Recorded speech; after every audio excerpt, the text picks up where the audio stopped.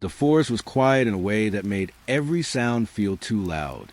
Fog clung to the pine needles, softening the edges of the world, and the distant hum of the wind through the trees felt like someone breathing.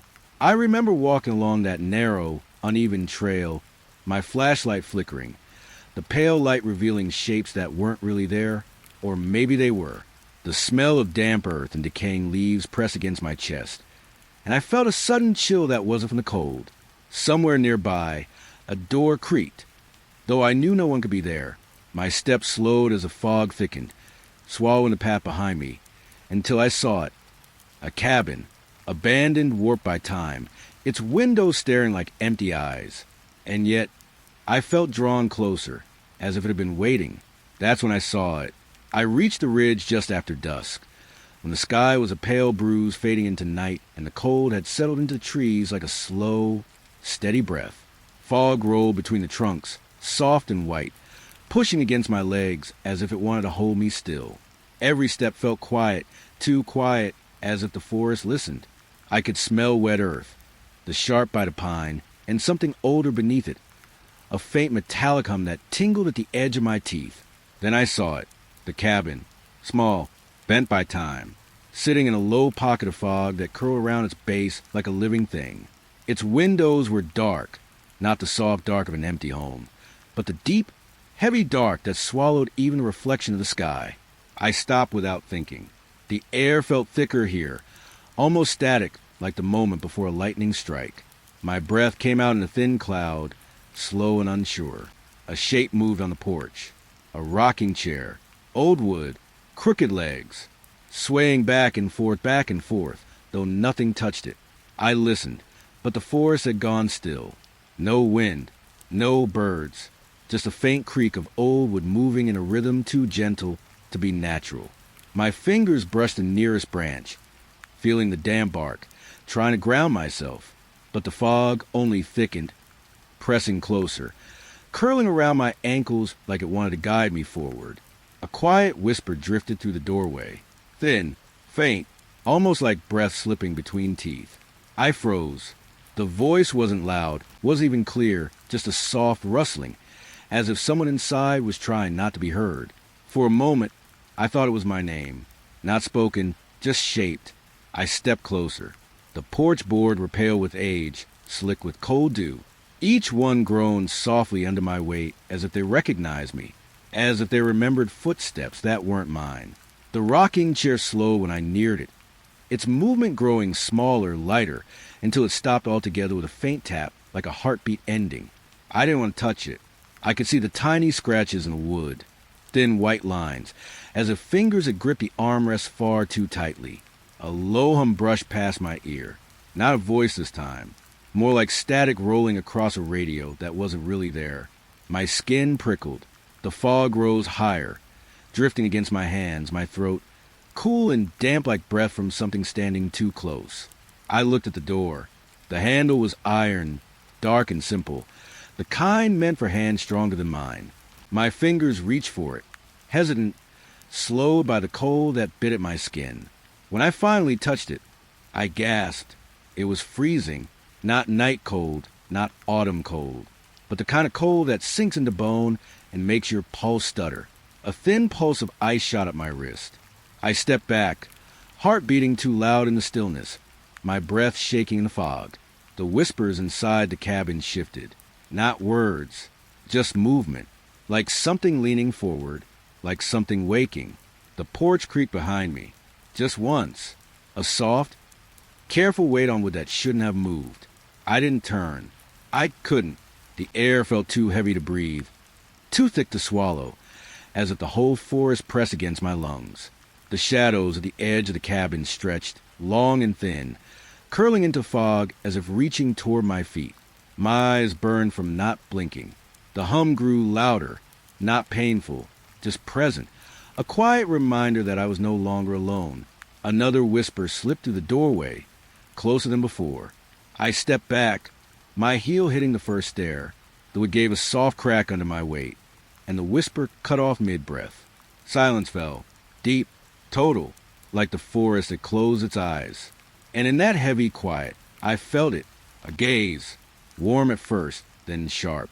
Steady, watching from somewhere just beyond the doorframe.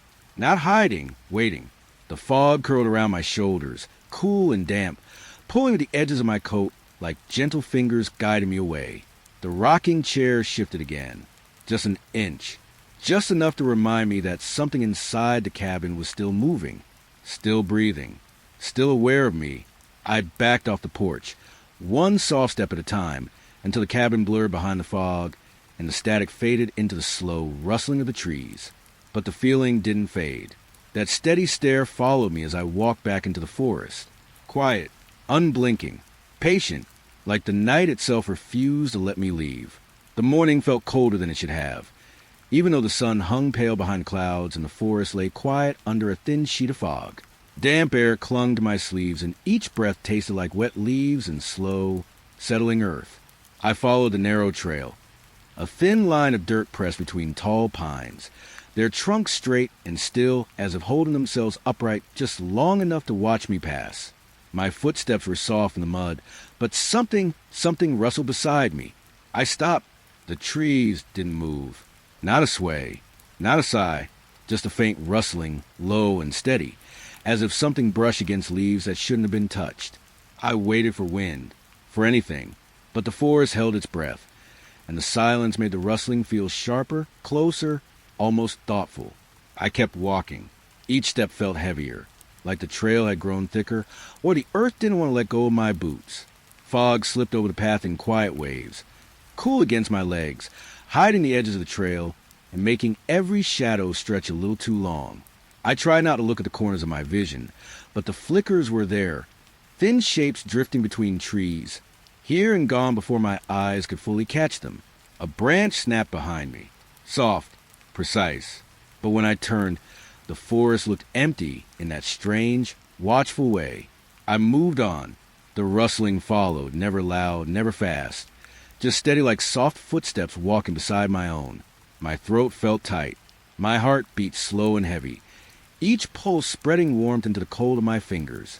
Up ahead, the trail curved around a fallen log covered in moss and pale flakes of bark. I stepped over it, my hand brushing the rough surface to steady myself. Then I saw them, footprints, fresh, pressed deep into the damp earth. Human, but smaller than mine. I crouched, the cool fog brushing my shoulders as I leaned closer. The prints moved forward for several steps, clear and sharp, heel-arched toes, as if someone had walked there just moments before. But then they stopped, mid-path. No turn, no jump, no fading, just ended, as if the person had taken one last step and vanished into the air. My chest tightened.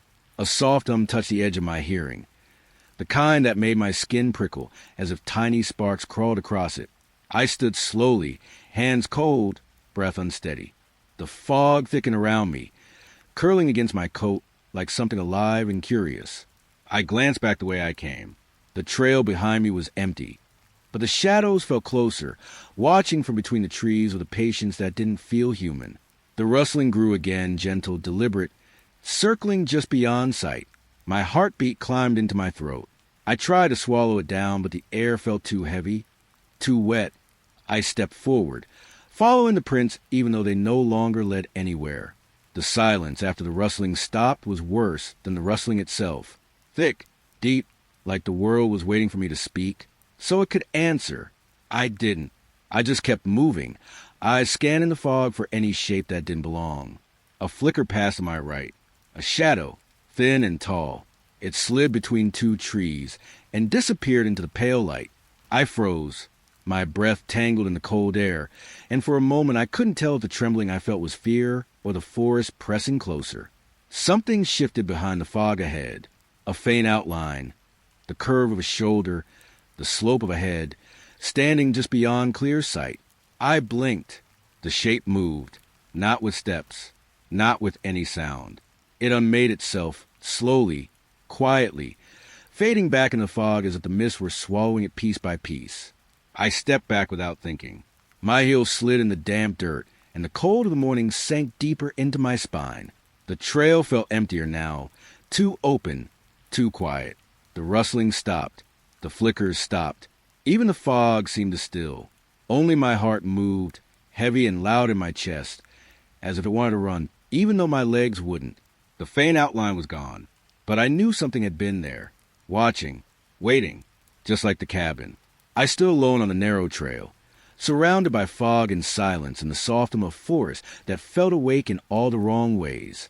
I took one slow breath, the taste of cold earth filling my tongue, and stepped forward again, not because I wanted to, but because stopping felt like the one thing I shouldn't do, and the fog closed gently behind me, as if erasing where I'd been. Afternoon light barely touched the forest floor, thin and pale, filtering to the high branches like a tired breath.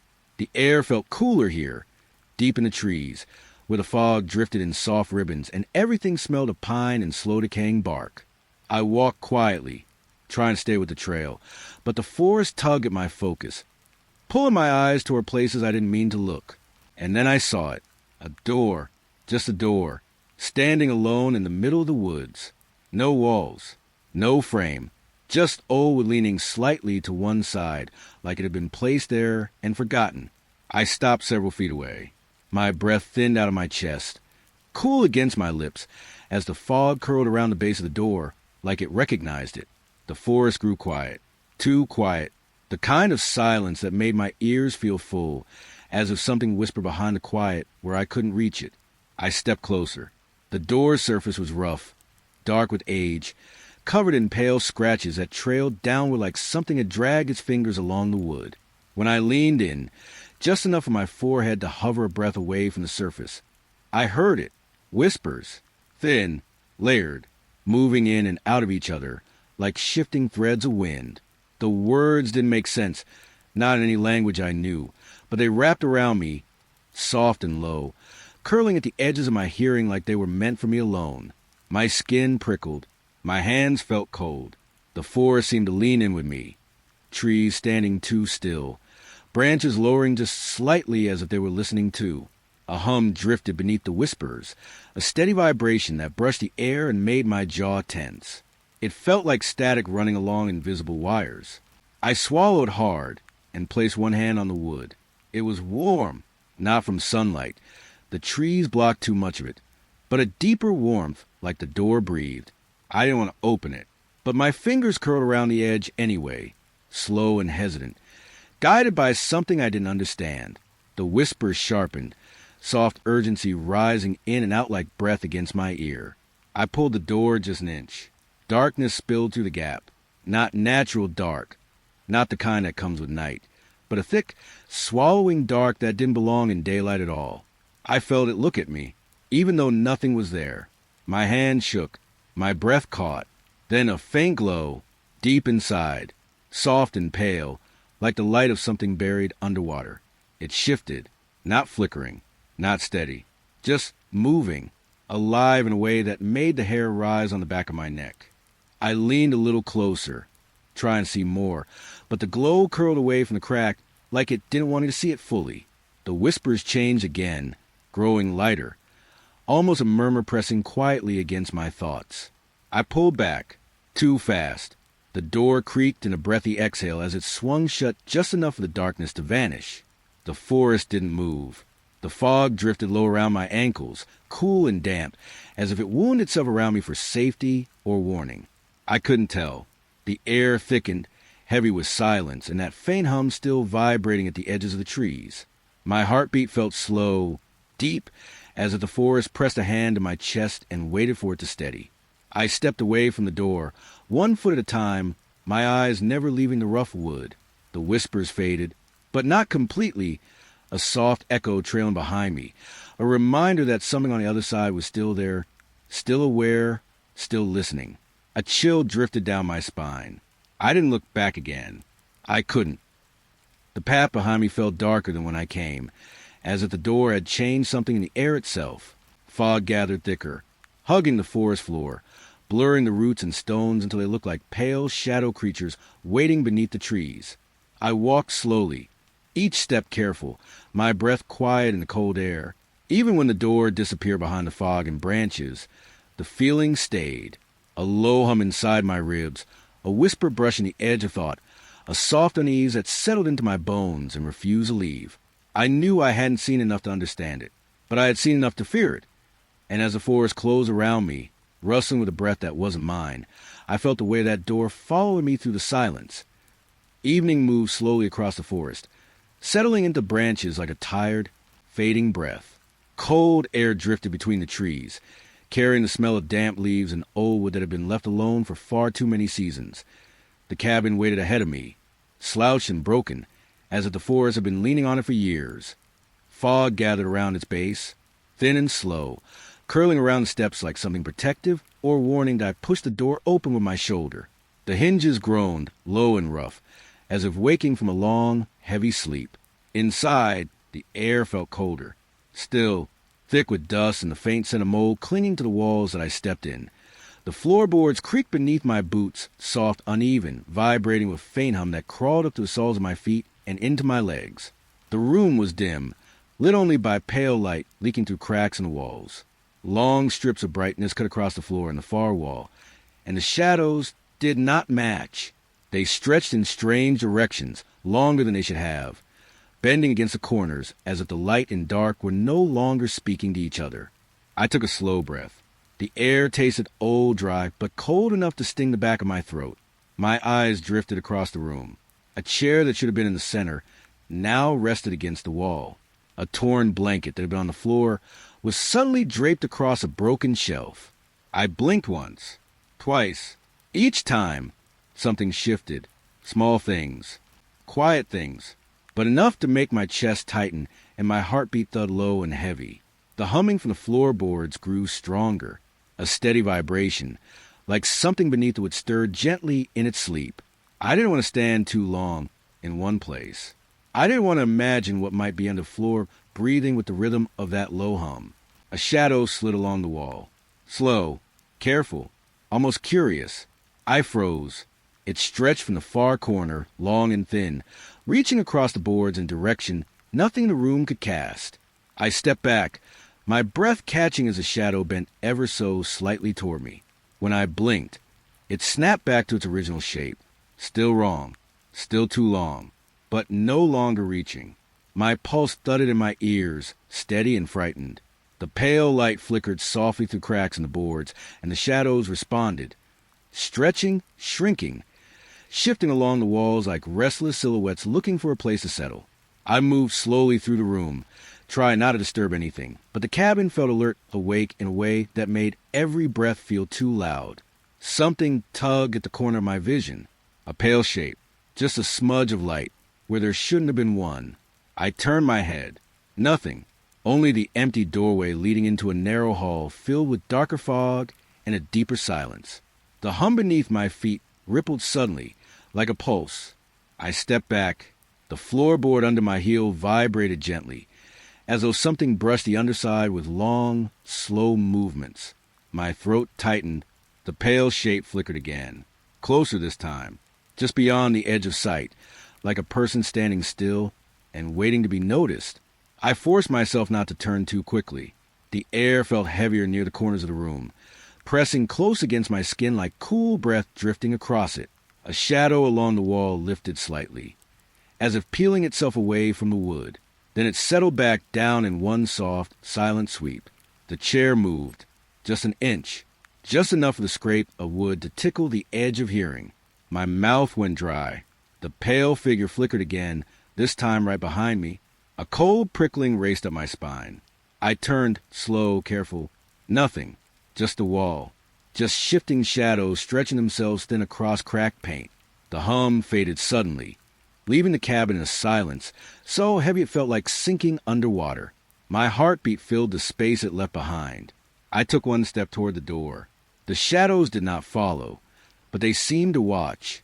The pale flicker appeared once more at the edge of the room, a soft blur like someone leaning forward from just outside the corner of my vision. And then, gone. The cabin exhaled around me, a slow release that brushed my hair and chilled my neck. I backed toward the doorway, hands cold, legs unsteady. Outside, the fog waited, quiet and thick, wrapping the cabin in a shroud that felt almost gentle after what waited inside. I stepped out, letting the cold air settle against my skin. The shadows stayed behind, stretching still on the walls as if they were alive only when unseen. The door creaked shut on its own, soft, slow, like a whisper closing itself. And the forest swallowed the sound, leaving me alone in the deep quiet. Night sat heavy on the old house. A cold month, maybe late winter, the kind where the air feels thin, like it can't hold warmth anymore. I moved through the hallway with a small lamp in my hand. Its pale light brushed the walls in weak strokes. Dust drifted in front of me, rising and falling like quiet fog. The bookshelf stood at the end of the corridor, warped, leaning the way tired things lean when they're close to breaking. I never paid attention to it before, but tonight something pulled at my eyes. The wood smelled damp, old paper, old glue, a soft sweetness wrought under it.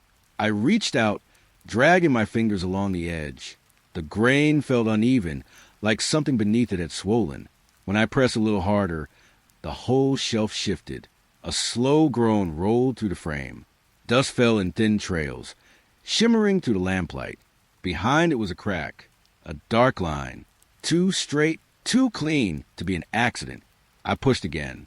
The shelf dragged itself forward, scraping against the floor. The breath in my chest thinned as a hidden room opened behind it. The air that came out was colder, not freezing, but still enough to raise the skin on my arms. It smelled like damp wood and something older, almost metallic, a forgotten taste in the air. I stepped inside. The dust hung so thick it almost felt alive, floating, turning, bending around the lamplight. Each piece looked like a tiny pale insect drifting without wings. The floor creaked softly under my weight. My breath echoed too close to my ears. Every exhale felt louder in that tight space. Along the walls, scratches, long, uneven drag marks, some deep enough to expose splinters, some faint, like trembling fingers had made them. They ran in different directions, but all ended in the same place, the center of the room, on the floor, carved into the boards the symbol. Not a word, not a shape I knew, just a twisting, looping mark that looked like it wanted to move, like it might curl around itself if I stared long enough. I knelt beside it. The wood was colder here. It bit against my skin, numb and sharp. My fingers hovered over the carved grooves. I didn't want to touch it, but my eyes kept pulling closer. The shadows around me changed. Slow at first, a soft thickening at the corners of the room, then deeper, heavier, like they were filling with dark water. The dust stopped drifting. Every tiny particle hung still, caught in the air as if time paused. My heartbeat felt too loud, too slow, like it didn't belong to me anymore. I leaned closer to the symbol. The lines seemed darker than the wood around them, almost wet. A faint hum rose in my ears, not from the house, not from the lamp, but from the shape itself. My throat tightened. The room pressed closer. The walls felt like they were listening. I blinked once, and the shadows shifted again, not in a fast, sudden way, but soft, deliberate, as if something inside them adjusted its weight. The symbol blurred at the edges, or maybe my vision did. I could hear my own breath scraping in and out, thin, uneven, afraid to make noise, yet unable to stop. I lifted the lamp higher. Its glow trembled over the walls. More scratches appeared. On the right, on the left, behind me, some curved, some frantic, some shallow like the person or thing, making them had grown tired. The air thickened around my feet, like something brushed past, low and slow. I held still, listening. Silence stretched, long, heavy, unbroken.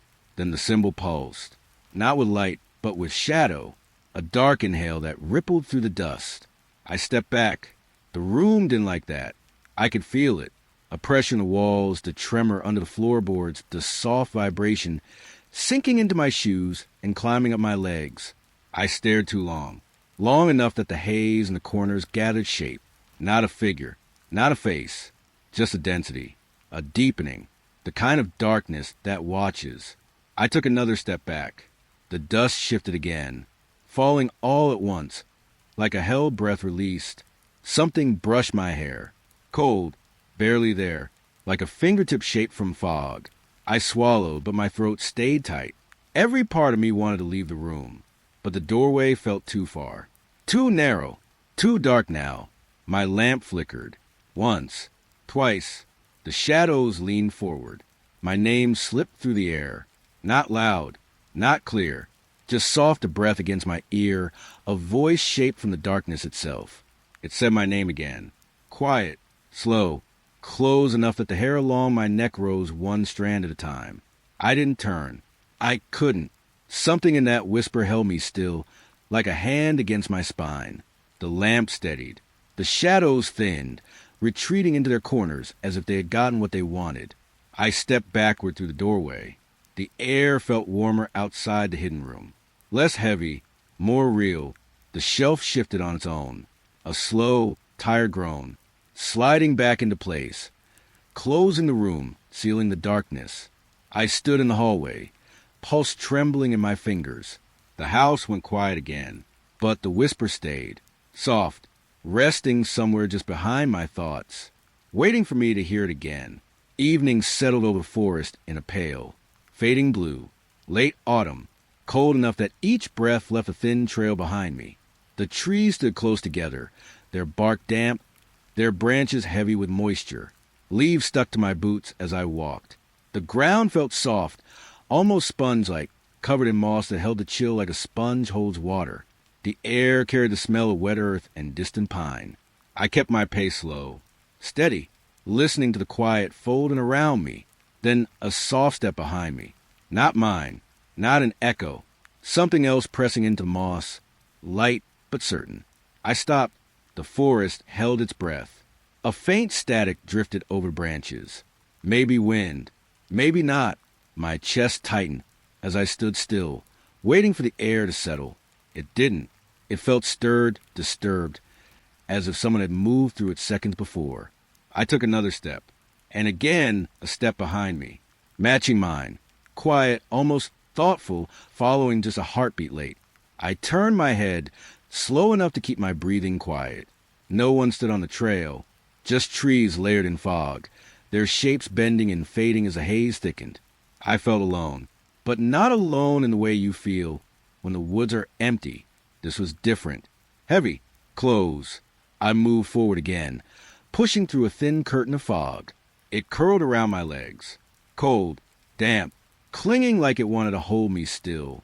The footsteps followed, soft, measured, keeping my pace as if they belonged to me or knew me. My heartbeat pushed against my ribs, matching the rhythm of each step. The forest darkened a little, shadows pooling between the roots. My fingers brushed against a low branch, wet bark, cold as bone. I didn't realize how fast I was breathing until the fog in front of my face shook. I slowed down. The footsteps slowed too. I stopped. Silence swallowed everything, thick and complete. Even the usual rustling of small animals didn't return. The forest felt emptied out, or maybe hiding. I glanced back again. The fog had swallowed most of the trail, turning the trees into soft, gray pillars, their tops lost in pale mist. A faint hum filled my ears. Not loud, more like pressure, like something watching, waiting for me to move again. I whispered to myself, barely forming the words, "It's nothing, just nerves." But the trees didn't feel like trees anymore. They felt like walls, closing. My breath warmed the inside of my scarf. The cold air brushed the back of my neck where the fabric didn't reach. It felt too deliberate, too focused, like someone exhaled slowly against my skin. I walked again, not fast, but careful. The deeper I went, the thicker the fog grew. It moved in slow waves, folding around my arms, settling in my hair. I could taste the moisture on my tongue, metallic. Like old water, the footsteps returned, this time closer, barely a foot behind me. I could almost feel the shift of weight, the faint press into the moss. My heartbeat stumbled. Every part of me wanted to run, but running meant noise. Noise meant attention. So I forced my legs to stay slow. Soft steps wrapped around mine like a shadow. The trail blurred ahead, swallowed by fog, so thick it looked like smoke. I reached out with one hand, brushing the air in front of me, but I could barely see my own fingers. The footsteps stopped. I didn't. For a moment, it felt like the silence tilted, leaning toward me, waiting, listening to my breath scrape in and out. Then the forest shifted. A single branch cracked somewhere hidden. Not loud, but sudden enough to freeze me in place. The fog around me shivered, drifting sideways in thin ribbons. Something moved with it. Quiet. Close. So close the air trembled against my arm. I could feel warm for a moment. A body near mine. Not touching, but there. The moss sank slightly behind me, as if someone had placed a foot down with careful weight. Slow, almost gentle. My chest tightened, so hard it hurt. Every breath felt too sharp, too fragile. I tried to take a step, but my legs didn't respond. It felt like the forest held them in place, roots tightening under the earth. The fog curled to my left, a thin swirl rising and breaking apart, as if something brushed through it. My skin prickled along my arms. A cold line traced my shoulder. Not a grab, not a push, just a passing. A presence moving beside me, brushing past me, sliding to the fog with a soft, whispered hum. The trees didn't move, but the air did, a slow ripple, like someone walking away without touching the ground. I stayed still, long enough for my breathing to even out again, long enough for silence to return to its old, empty shape.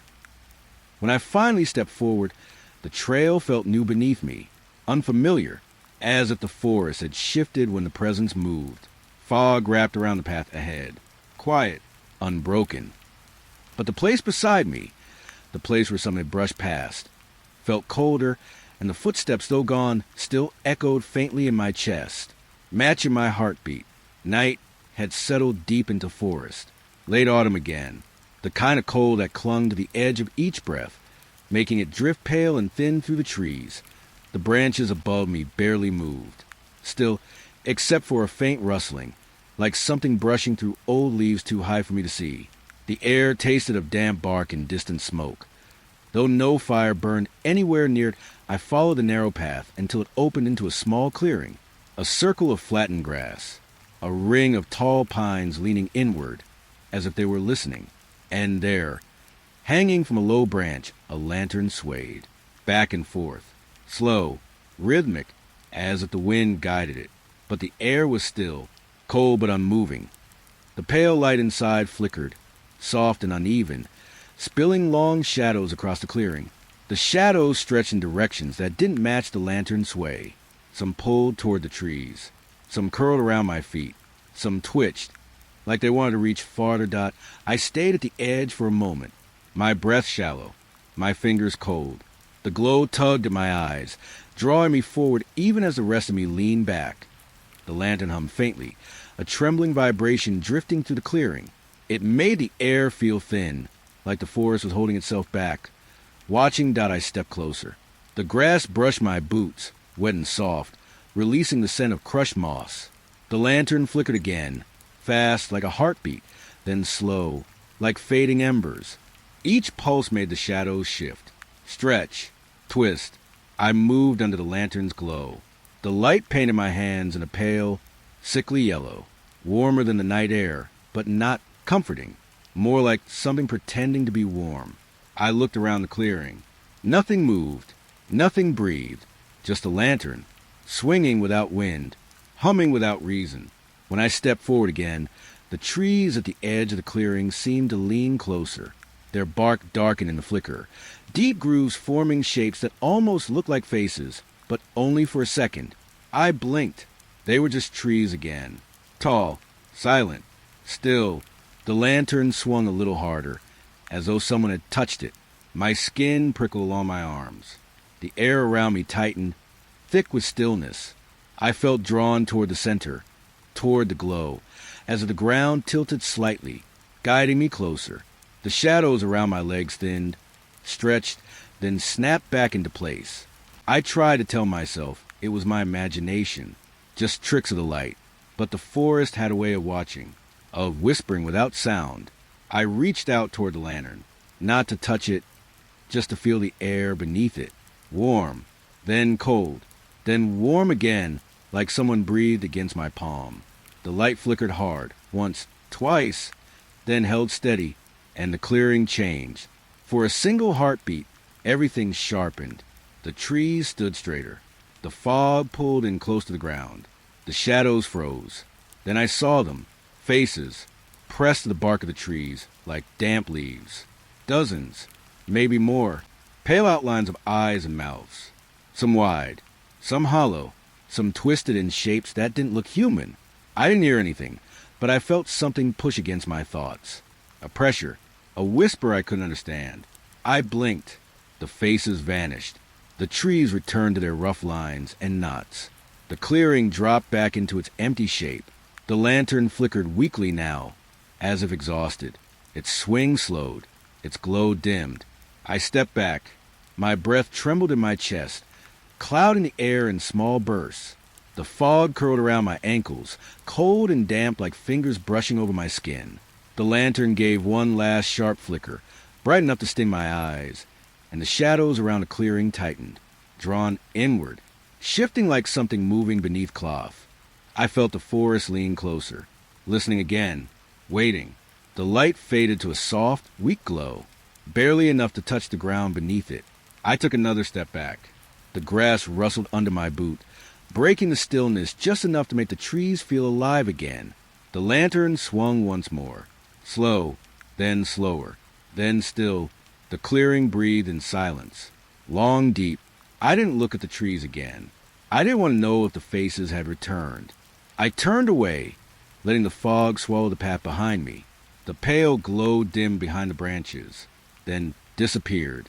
Even as I walked, the image stayed pressed against the inside of my mind, those faces, those hollow shapes, waiting in the bark, as if the lantern had shown me something it wasn't supposed to, something the forest had tried to keep forgotten.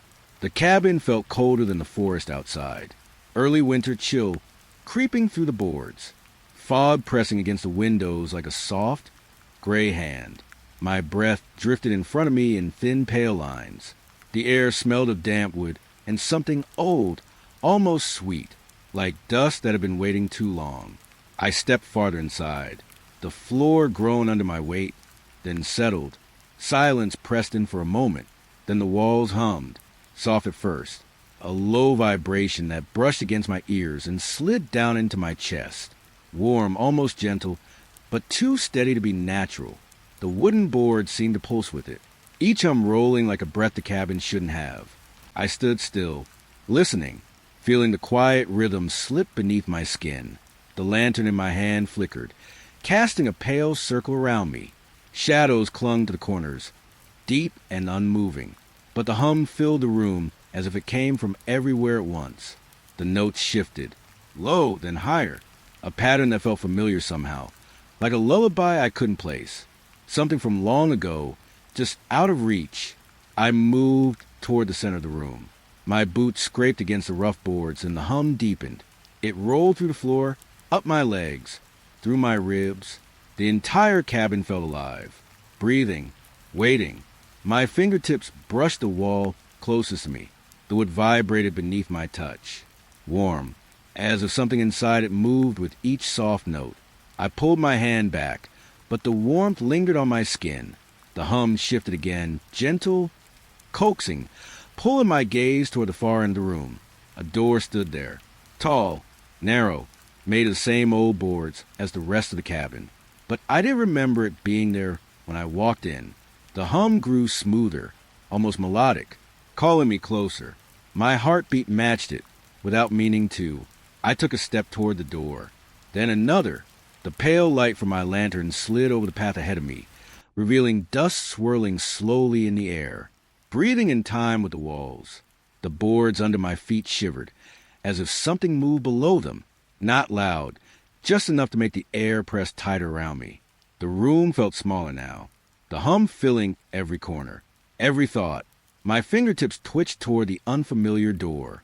Something cold brushed my wrist, like a chill drifting from a place just cracked open. I paused, my breath held in my throat. The hum softened, lower, quieter, as if waiting for me to continue. I stepped back instead.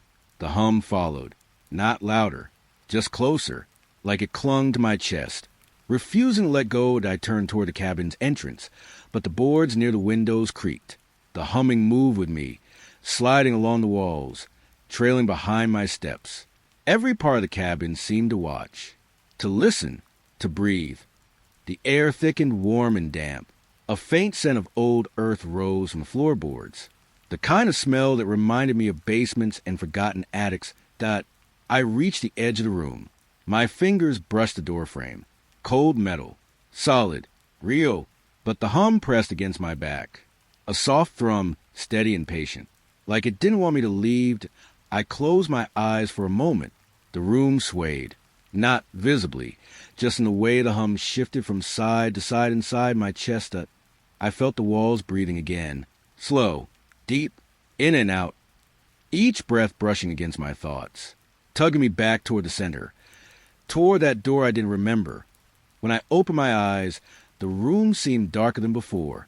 The lantern's glow felt thin, swallowed by the shadows clinging to the walls. But the door at the far end almost seemed brighter, outlined by the soft, warm pulse of the humming. That I didn't move toward it this time. I couldn't.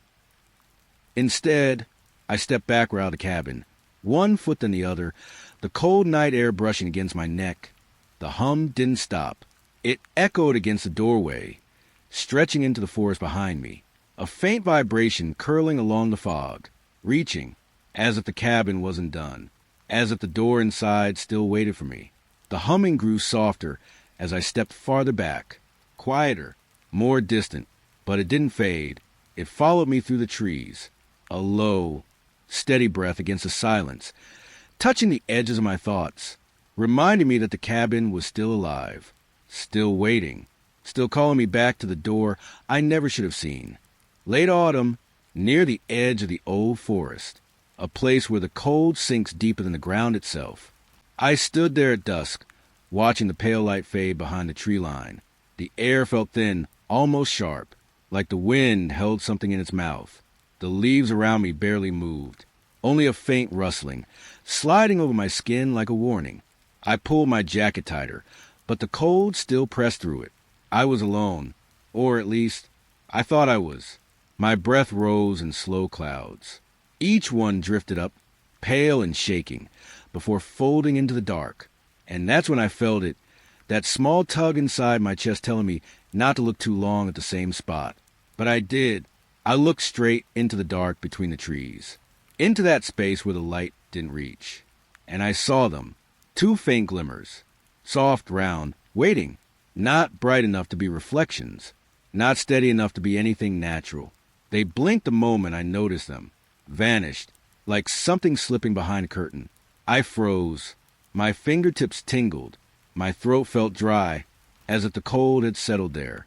But the rest of the forest stayed still. Only silence, and the weight of those eyes that weren't there anymore. I tried to breathe slower, but my chest shook. I told myself it was nothing, a trick of fading light, a shimmer from dew on the bark. But when I looked again, the glimmers were back, closer, not bright, just enough to catch the corner of my vision, just enough to say, I see you. I blinked once, and they were gone again. The trees around me seemed to stretch taller, thinner. Their branches looked like they were leaning in, curling above me as if listening to something I couldn't hear. My breath touched the air in small puffs, warm, then gone, taken by the cold. A weak wind brushed past, carrying the scent of wet bark and distant earth. But beneath it, there was something else, a quiet shape inside the wind. Laughter, not loud, not joyful, a faint, broken sound carried from too far away to belong to anyone here. I turned slowly. The forest behind me looked the same. Dim light, thin trunks, a stretch of dirt path. Nothing moved, nothing breathed, but the laughter drifted again, soft, almost playful, like someone whispering through static. I felt my skin prickle. I stepped back, the ground cold under my shoes. The air around me seemed to thicken, as if the fog had taken form even though I couldn't see it. The tree line darkened. The glimmers returned, not two this time. Three, higher up, watching from between the branches, not blinking, not shifting, just there. A tight pressure slid across my spine. My hands fell heavy at my sides. I didn't want to move, but standing still felt worse. I tried to study them, but every time I focused on one pair, they slipped into the shadows and another pair lit up somewhere else. Behind a trunk, near the roots, higher, like someone perched above me. The forest felt thinner here, like the space between the trees wasn't made of air anymore, like it was made of breath, long, cold breath that didn't belong to me.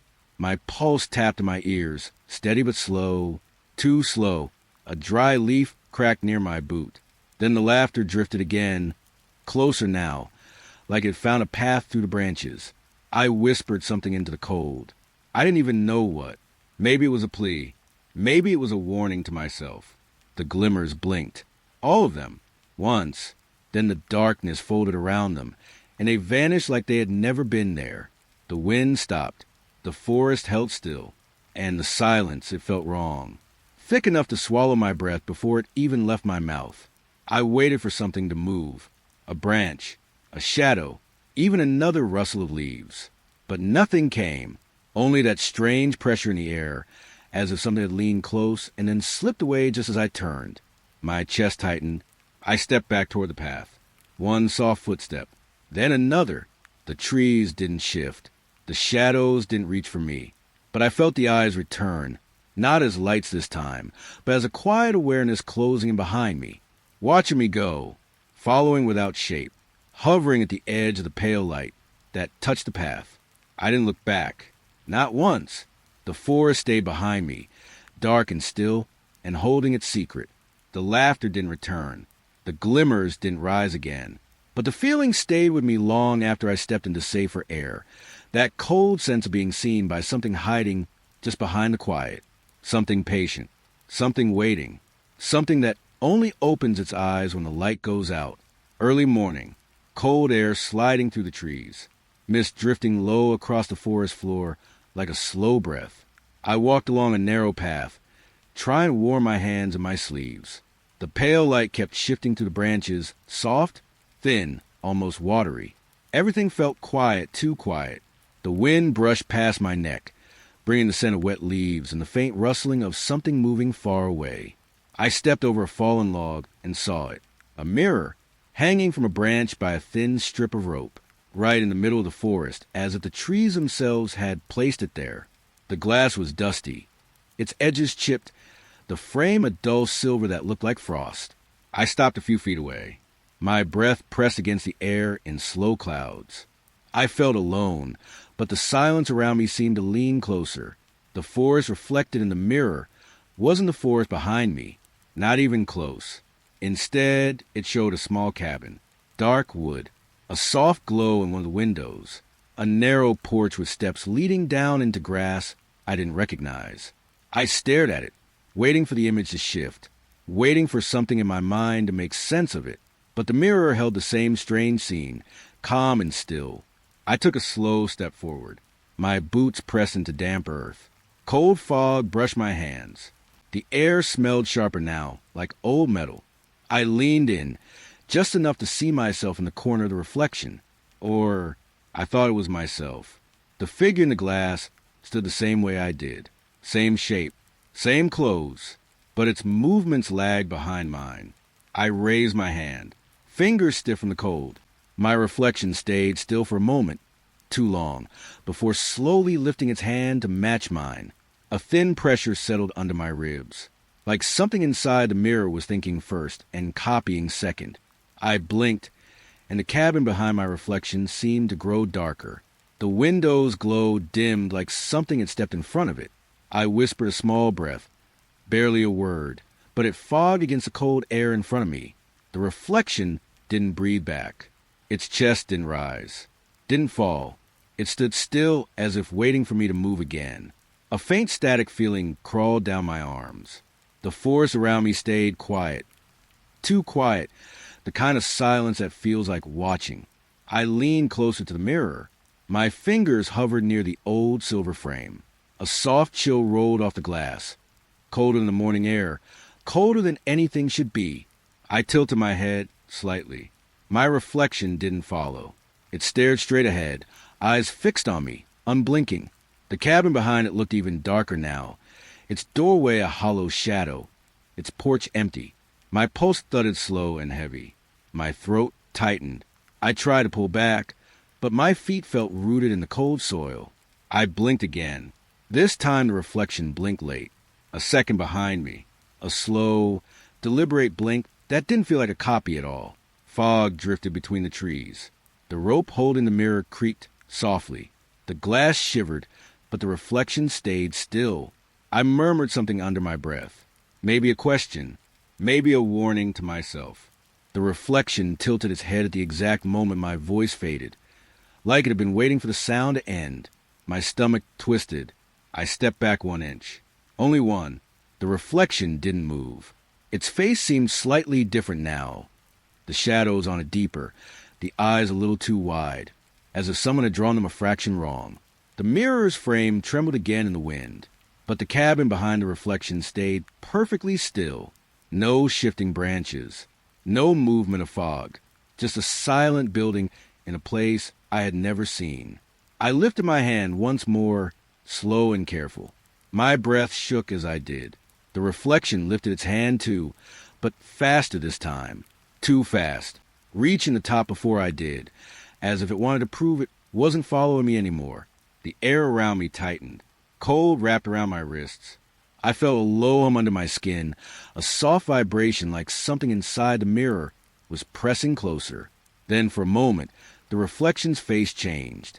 Not a glitch, not a blur. Something else looked out at me, its eyes emptier, its mouth too still, a face that wore my shape, but not my breath. I stumbled back. The fog swallowed my footsteps. The forest seemed to pull inward, closing around the edges of the mirror. I blinked again, a hard, frightened blink, when my eyes opened. The reflection snapped back to normal. It copied me perfectly, too perfectly. The cabin was gone. The mirror showed only the trees now, dark and ordinary, as if nothing had ever been strange. I stood there a long moment, letting the silence settle into my bones, letting the cold slip down my spine. The mirror hung still. The reflection stared back. Only me this time. But as I turned to walk away, I felt a faint shift behind me, a soft rustle, like someone inside the glass had moved a moment too late. I didn't look back. The forest held its breath, and I left the mirror hanging there, empty and waiting. The cold of it following me long after I stepped out of sight. Late evening. The forest was quiet, almost too quiet.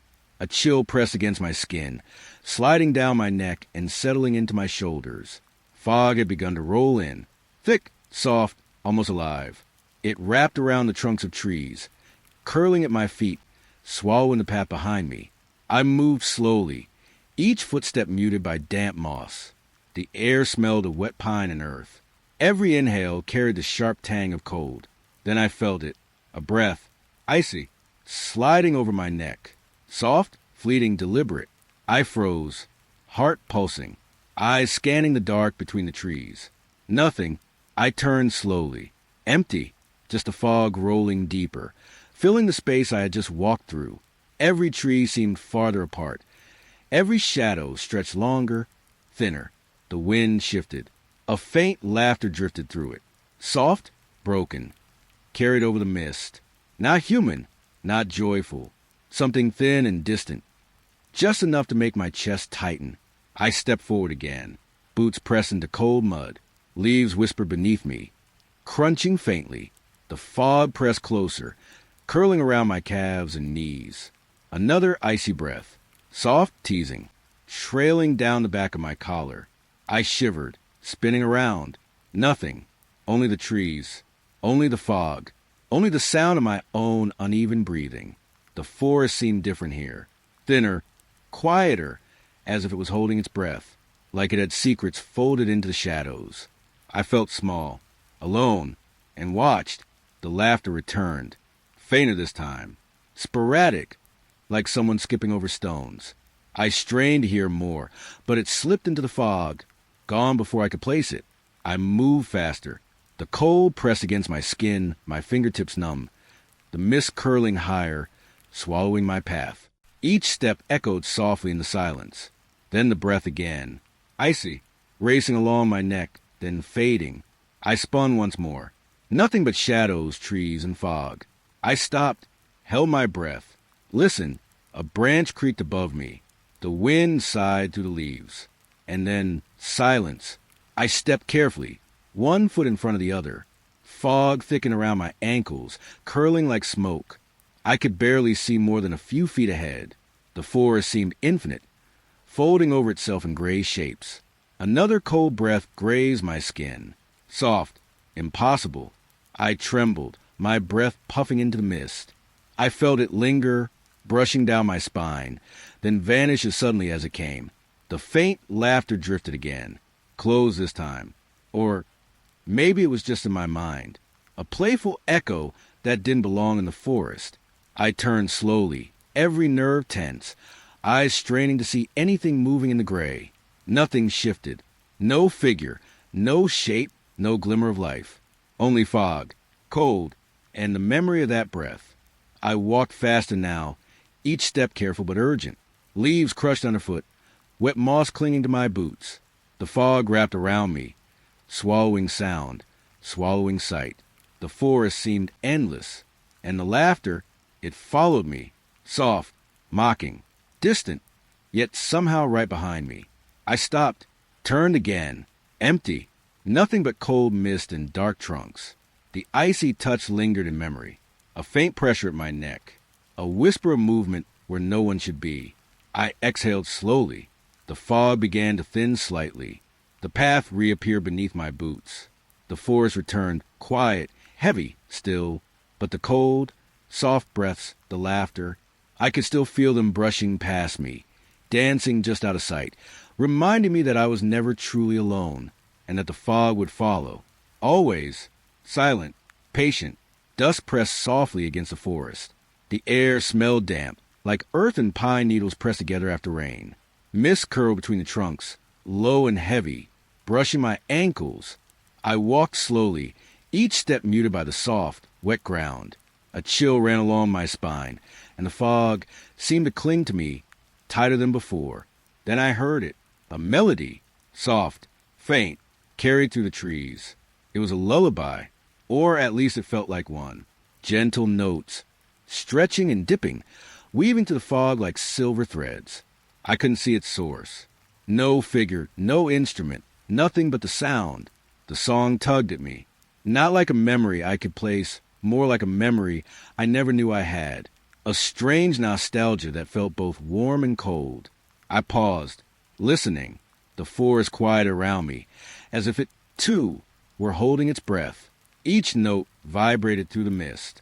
I felt it on my skin, a faint tickle at the back of my neck, a warmth behind my eyes that wasn't quite comfort and wasn't quite fear. I moved closer, drawn forward. The leaves whispered beneath my boots, wet and soft. The fog twisted around my legs, curling higher. Every breath felt heavier. The lullaby grew louder, not abruptly, but with a slow, insistent pull, like someone coaxing me along the path. I tried to follow it. Branches scraped my face gently, the bark rough under my fingers. The air smelled faintly of old paper, of something left behind and forgotten. I stumbled slightly over roots hidden in the mist. The melody wrapped around me, curling through my chest and stomach. It hummed against my bones. For a moment, I thought I recognized it. A fragment of something I had known long ago, or maybe imagined. I couldn't tell. My heart pressed against my ribs, soft but unsteady. The forest seemed to shift with the music. Shadows stretched longer, then shivered and receded. Branches swayed without wind. Leaves quivered in time with the melody. I stepped deeper into fog. The ground felt softer, as though it had been waiting. The hum of the lullaby became a pulse, slow and steady, like a heartbeat I could almost touch. And then it stopped, abrupt. No notes, no vibration, just silence, heavy and still. I froze. The sudden absence pressed against my ears. The fog around me thickened, swallowing the path behind. I felt the faint outline of shadows in every direction, trees looming closer, taller than before. I strained to hear anything. Only my own breath, only the soft padding of my boots on the damp earth. The absence of sound left space for something else. A presence, patient and waiting, lurking just beyond the edges of the fog. I took a small step forward. The silence followed. Every movement of mine was echoed by the forest, as though it were mimicking me.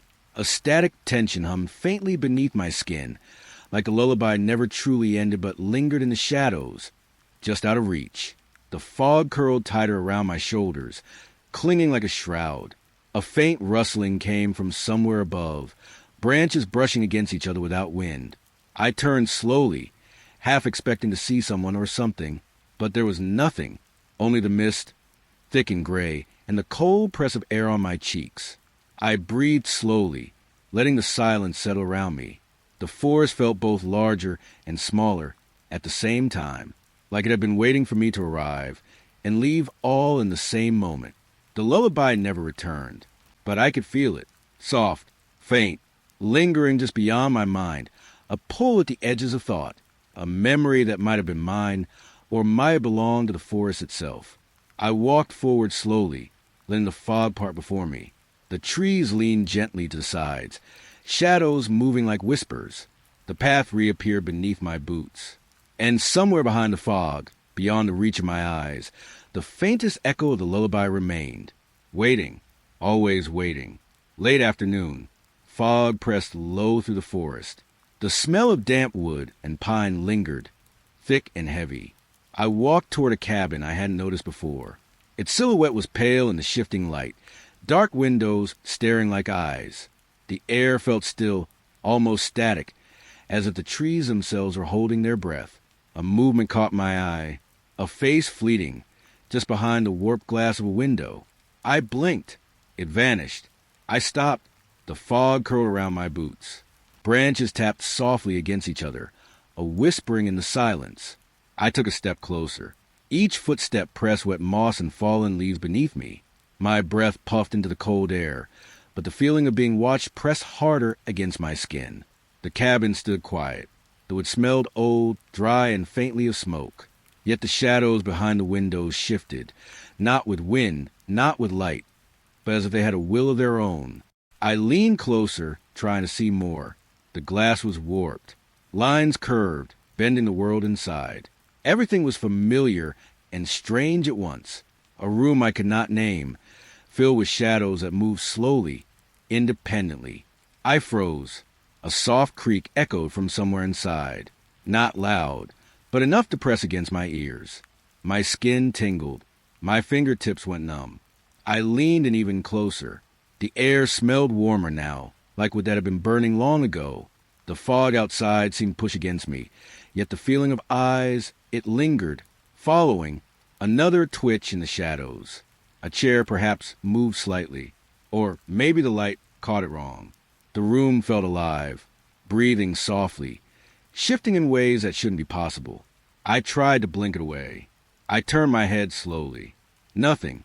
The cabin remained still, yet the sense of presence didn't leave. A low hum brushed at the edges of my hearing. Not mechanical, not musical, more like the forest exhaling through the cabin walls. I could feel it under my feet, through the damp boards of the porch. The warped glass reflected me, but somehow not entirely. My own shape seemed delayed, a fraction of a second behind my movement, and for a heartbeat, I thought the reflection smiled before I did. I stepped back. The fog thickened, swirling between the trunks. Shadows in the window paused, then stretched subtly across the walls. The cabin seemed to lean in, waiting for me to move again. I lifted my hand. Nothing in the reflection mirrored it immediately.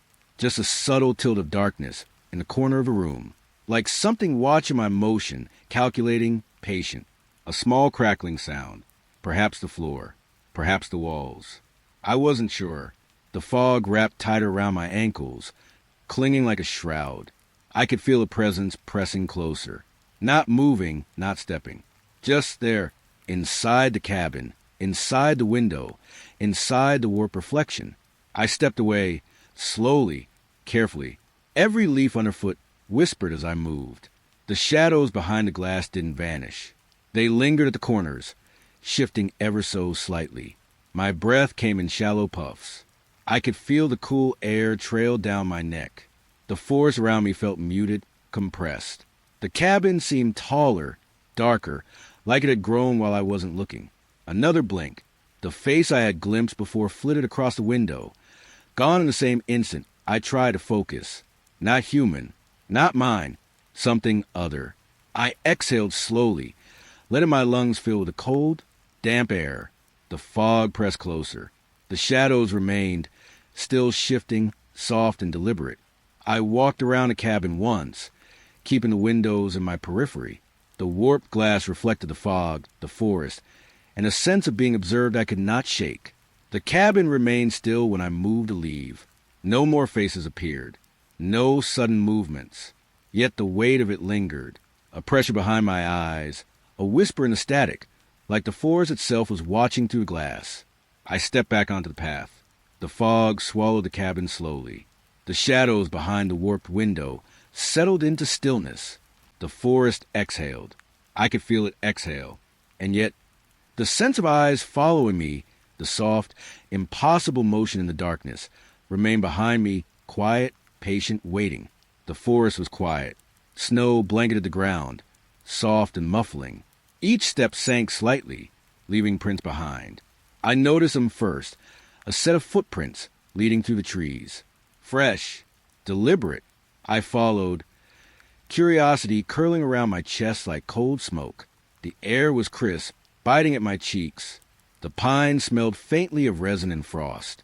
The snow whispered under my boots, crunching softly, almost apologetically, in the heavy silence. The footprints led me deeper into the forest. Branches brushed my shoulders, their frost-tipped tips pricking my skin. I bent to touch the snow, smooth, cold, a silence that pressed against my ears. Then they vanished, mid-trail, as though the snow had swallowed them whole. The forest seemed thicker here, and the silence felt heavier, almost suffocating.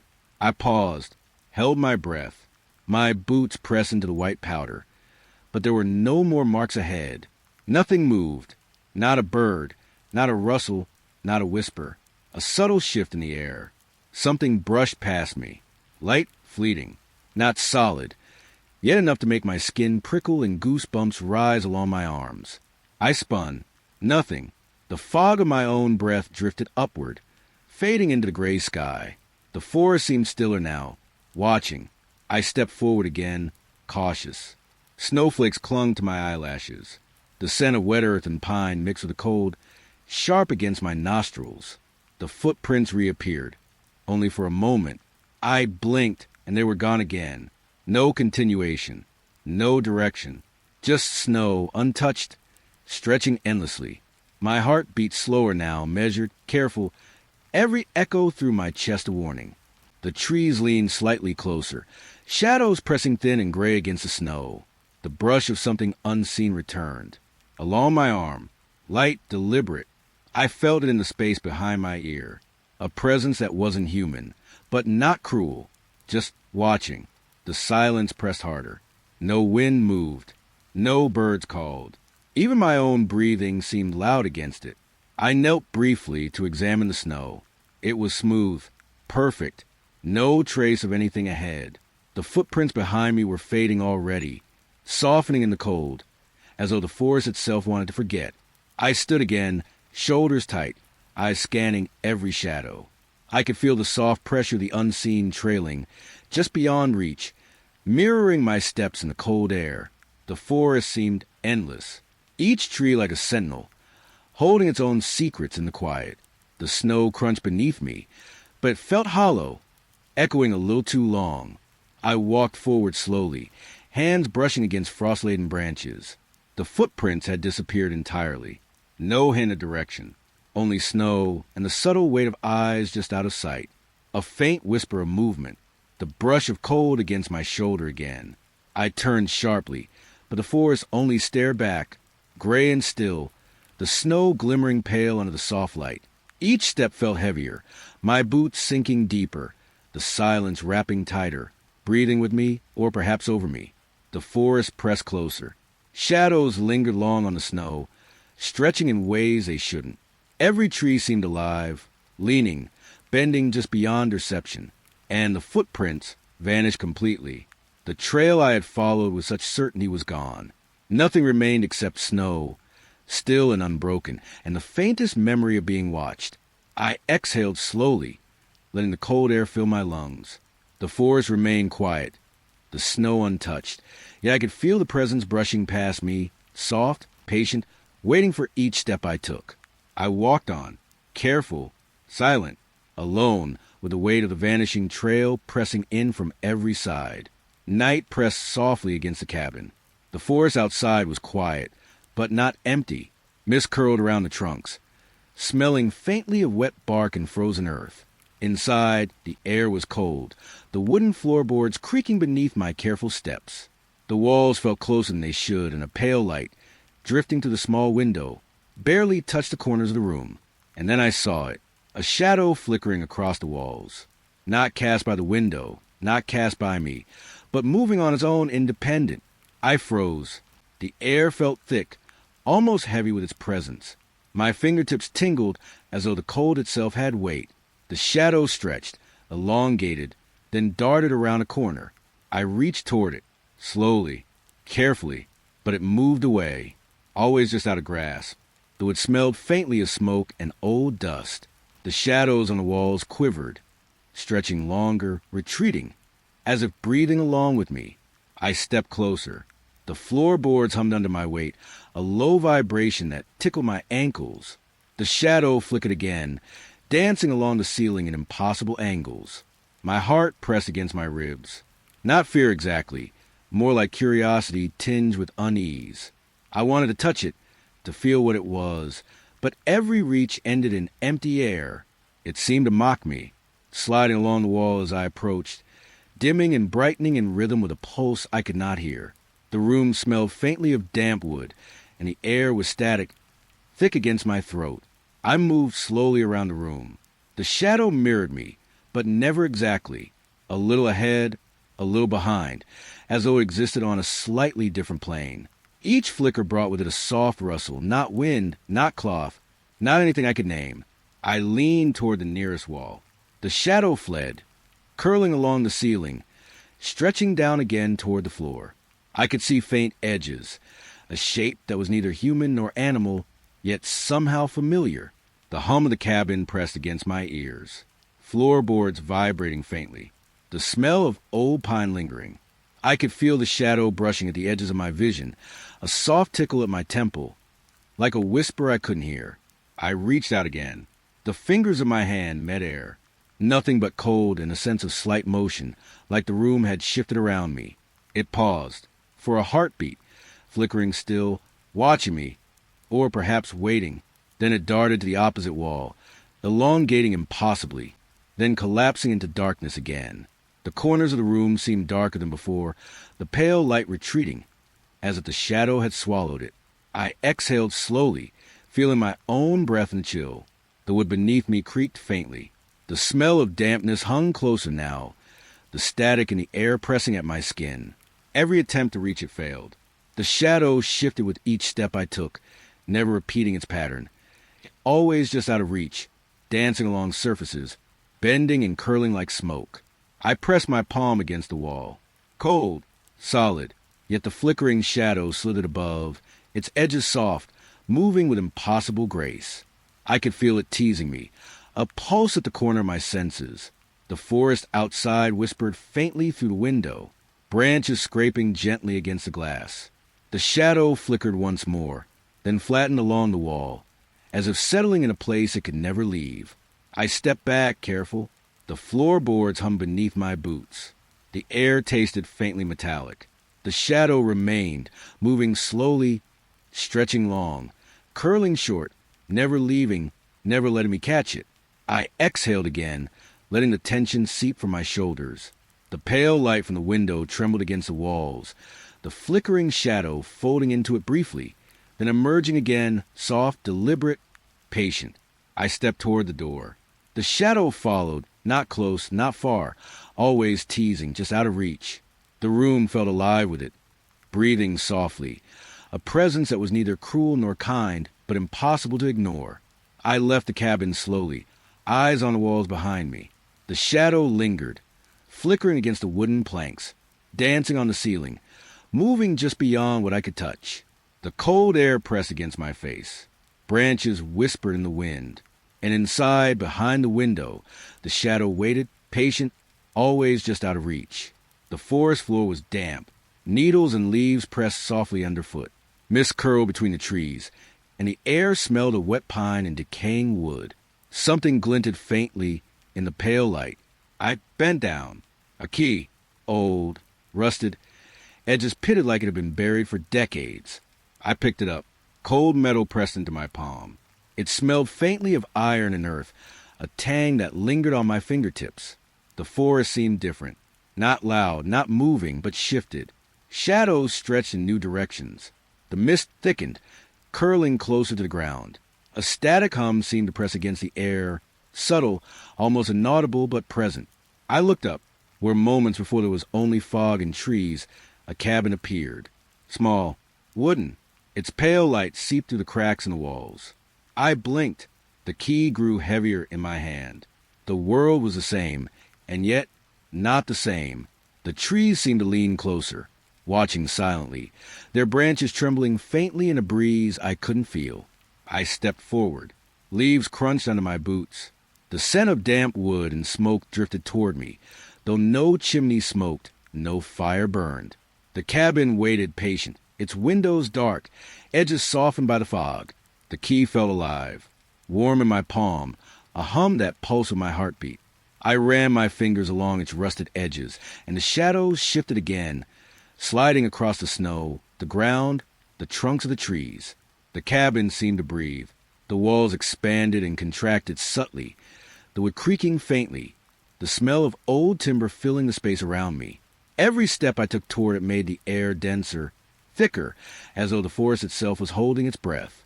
I paused at the threshold. The key felt heavier still, pulling me closer. I reached for the door, but it didn't exist. Only the suggestion of a handle, a gap in the wall, and a shadow behind it, curling, waiting, restless. The hum in the air grew softer, almost melodic, like the faint echo of a lullaby, vibrating through my chest.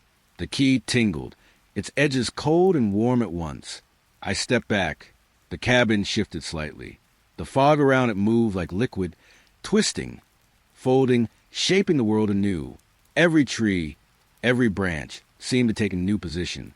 I wasn't sure what was real anymore, and the key pressed against that uncertainty, weighting it, bending it. The ground beneath me was solid, yet my boots sank a little into what felt like moss and shadows. I could hear soft rustling in the distance, though the forest was silent. Every breath I drew tasted faintly metallic, like iron and wet earth mixed with the fog. I raised the key to eye level. It glinted faintly in the pale light, edges corroded, and I could almost see the outline of something in the rust, faces or shadows shaped like them, flickering when I looked too long. The cabin seemed closer now, closer than it should be.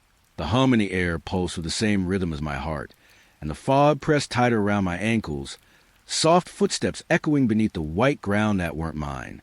I set the key down on the snow. The metal made a soft clang, a sound impossibly loud in the stillness. The cabin shivered, as if reacting, its walls bending faintly, its shadow curling outward just beyond reach. I picked the key up again. The forest shifted slightly. The air tasted colder. The trees seemed to whisper, though no sound came, and the cabin remained, waiting, patient, alive. I didn't move. I could feel it watching me, the key pulling, the fog swirling, the forest holding its breath. Every instinct told me to leave, yet the key wouldn't let go, and the cabin remained. I stepped closer, soft crunching underfoot, every breath fogging the air, my hand gripping the key tight. The world had shifted, and I was standing at the edge of something that should not exist. The rusted key was small, yet heavy with possibilities. The forest, the fog, the cabin, all waiting for what I could not name. I breathed slowly. The hum softened, the shadows paused, and I realized I was not alone. Not entirely. The key tingled against my palm. The cabin waited, and the forest watched. The cabin smelled of damp wood and smoke. Outside, fog clung to the trees, drifting slowly, heavy with silence. The floorboards groaned softly under my boots, each step a reminder how alone I was. On the table, a portable radio rested. Dust settled on its edges. I hadn't noticed it before. When I switched it on, a low hum filled the room, soft but persistent, vibrating through my chest. Static crawled across the dial, tiny sparks of noise in the otherwise still air. The hum grew thicker, layered with whispers I almost didn't hear. Words, barely formed, brushing past my mind. I leaned closer. The voices shifted, intimate, like they were speaking directly to me. My name, almost folding through the static. Cold fingers of air brushed my neck. The radio trembled lightly on the table. A faint smell of ozone crept into the room. Or perhaps it was a smell of old wires. I reached out, but the sound clung to the air, hovering, teasing, pulling my attention deeper. I sat in the chair, letting the hum wash over me. Each pulse seemed to match my heartbeat, soft, irregular.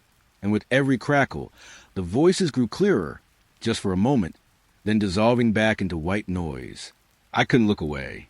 The fog outside pressed against the windows, folding in, curling closer, as though the forest itself was listening.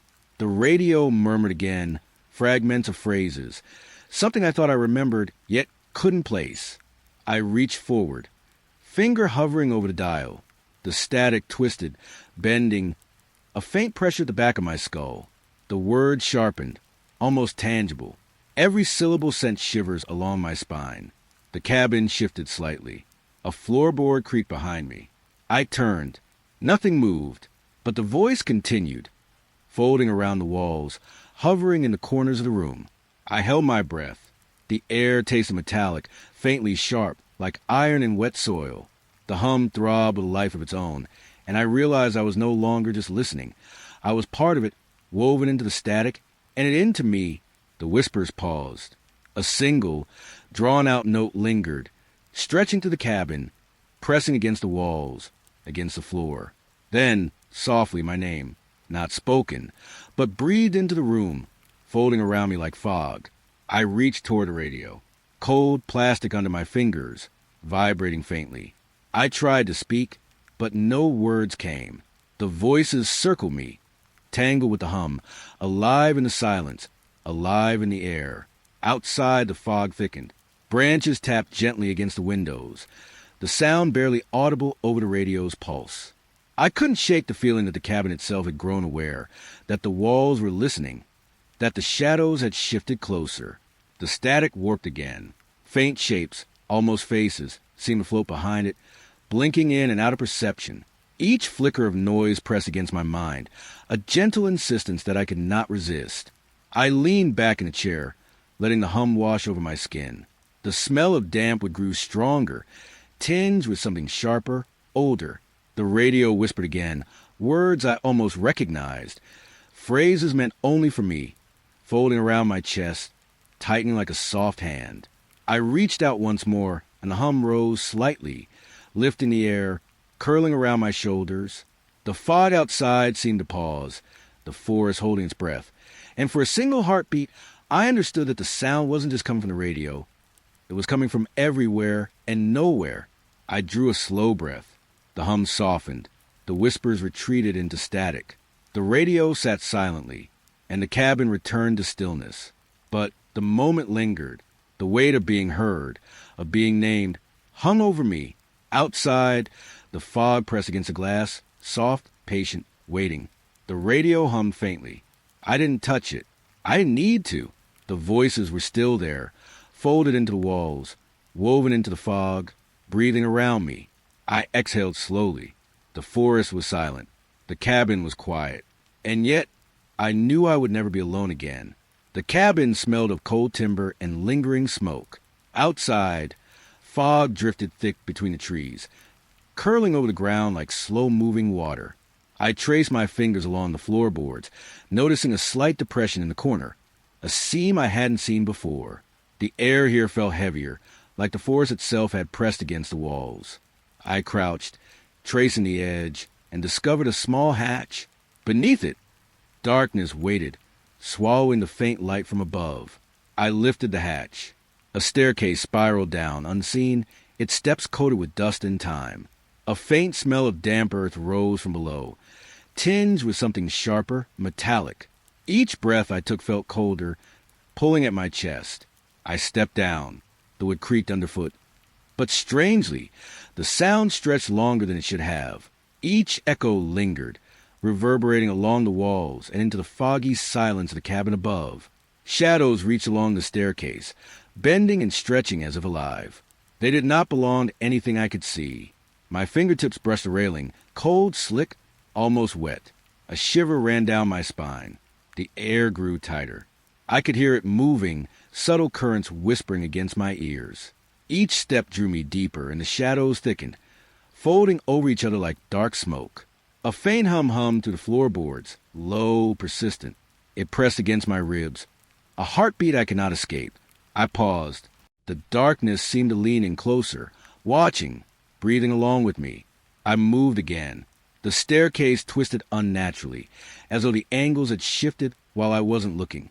I reached the halfway point and froze. Something in the corner of my eye flickered. A shadow that didn't belong. Gone when I turned. The smell grew stronger. Earth, rust, something faintly floral, like decay pretending to be perfume. I whispered, but the words vanished into the hum. The staircase seemed endless, each step echoing louder, as if the darkness was counting them, marking my descent. I leaned closer to the wall. Rough would press against my hand, but the shadow stretched across it, slithering along the grain. I couldn't tell where it ended or if it moved on its own. The hum shifted, taking on a subtle rhythm, matching my heartbeat. The air pulsed with it, and I could feel it vibrating in my bones. I swallowed hard. Each inhale carried the scent of damp, and something older, almost forgotten, that prickled my skin. A soft rustling rose behind me.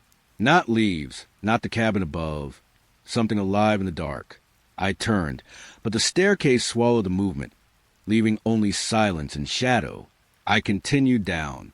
Each step stretched longer than the last, and the walls seemed to lean in closer. The light from above was gone, leaving only darkness that felt thick enough to touch. I reached out, fingers grazing the cold stone at the edge, and felt a pulse. Not mine, not entirely. A faint whisper trailed along the walls. Words I could not understand, yet somehow familiar. They rose and fell, folding into the hum of the floorboards, curling around my ankles and tugging at my chest. I hesitated, the shadows pulsed in response, stretching just out of reach. A soft breath brushed my cheek, though no one was there. The air smelled of earth, iron, and something faintly sweet. I took another step. The staircase seemed to widen, though I knew it had not. The walls pressed, then released. The hum lingered, now layered with faint whispers that wrapped around my shoulders, light as cobwebs, heavy as stone. I reached the final step. The shadows pooled in the corner, motionless, yet alive. The staircase ended in darkness, deeper than my eyes could follow. A low vibration hummed underfoot, and the air tasted of wet wood and secrets. I exhaled slowly. The cabin above was silent. The fog pressed against the windows. The shadows below stayed. The hum faded slightly, but the sense of being watched did not. I crouched at the edge, fingers resting on the final step. The darkness pulsed faintly, breathing with me. And I realized whatever waited below knew I had come. I drew a quiet breath. The staircase stayed hidden. The shadows folded back into walls, and the cabin settled again. But the memory of the descent lingered, weaving into my chest, folded into hum, and I knew it would not let me forget. The fog hung thick over the clearing, clinging to my hair and jacket, dripping cold moisture onto my skin. The trees stood like still sentinels, their branches scratching faint patterns across the gray sky. I moved toward the cabin. The door was closed, its wood warped and darkened by age. The windows were fogged over, blurring the interior into vague shapes. I leaned closer. Breath fogged the glass in return. And then I saw them. Pale hands pressed against the other side, fingers splayed, unnaturally still. They were thin, long, impossibly white, and the fog clung around them like smoke. I stepped back. The cold bit through my jacket sleeves. The hands remained, unblinking, reaching. The air felt heavy, almost wet, as though the glass itself exhaled with a slow, deliberate pulse. I pressed my palm against my own chest. My heart thumped, uneven and loud. The fog moved outside, curling around the window frame, and I could feel something pressing through it, beyond the glass, beyond reason. A faint rustling came from behind me. I turned slowly. Nothing, only the trees shivering in the breeze, their branches tapping against each other like restless fingers. I looked back at the window. The hands hadn't moved, yet they felt closer somehow. The glass was cold beneath my fingertips, and I imagined the chill from those hands reaching through it. A static hum ran to the cabin walls, soft but insistent, vibrating along the floorboards. I exhaled slowly. The hands flexed. A subtle, almost imperceptible shift. My stomach dropped. I realized I couldn't tell if they were moving toward me, or if I was moving toward them. The fog pressed tighter. I could smell wet earth and something metallic, iron or blood hidden in the damp. The air felt alive, and every breath I drew tasted faintly of it. I inched backward. My shoes sank slightly into the damp ground. The hum from the cabin grew, layered now with soft whispers I could not understand. The hands remained, pale, still, waiting. I blinked. The fingers twitched. A pulse ran through the glass. I could feel it beneath my palms, a vibration that was not mine, a slow, deliberate beat, matching the rhythm of my own heartbeat, and then diverging, faster, lighter, something insistent. The fog swirled. It obscured the forest behind me, erasing the path I had taken. A soft wind stirred, carrying a faint rustle that was too deliberate to be leaves. I could feel it brushing the back of my neck. I forced my gaze back to the window. The hands had moved slightly upward, pressing against the glass with firm, unyielding insistence.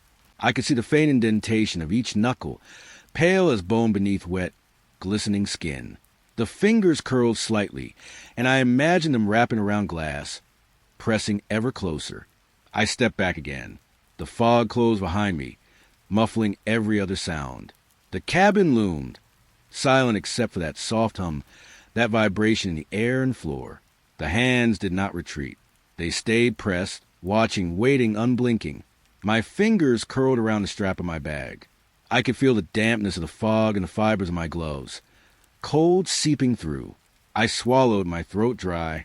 The hands didn't flinch, didn't move further, yet they radiated something I could not name, an insistence, a pull.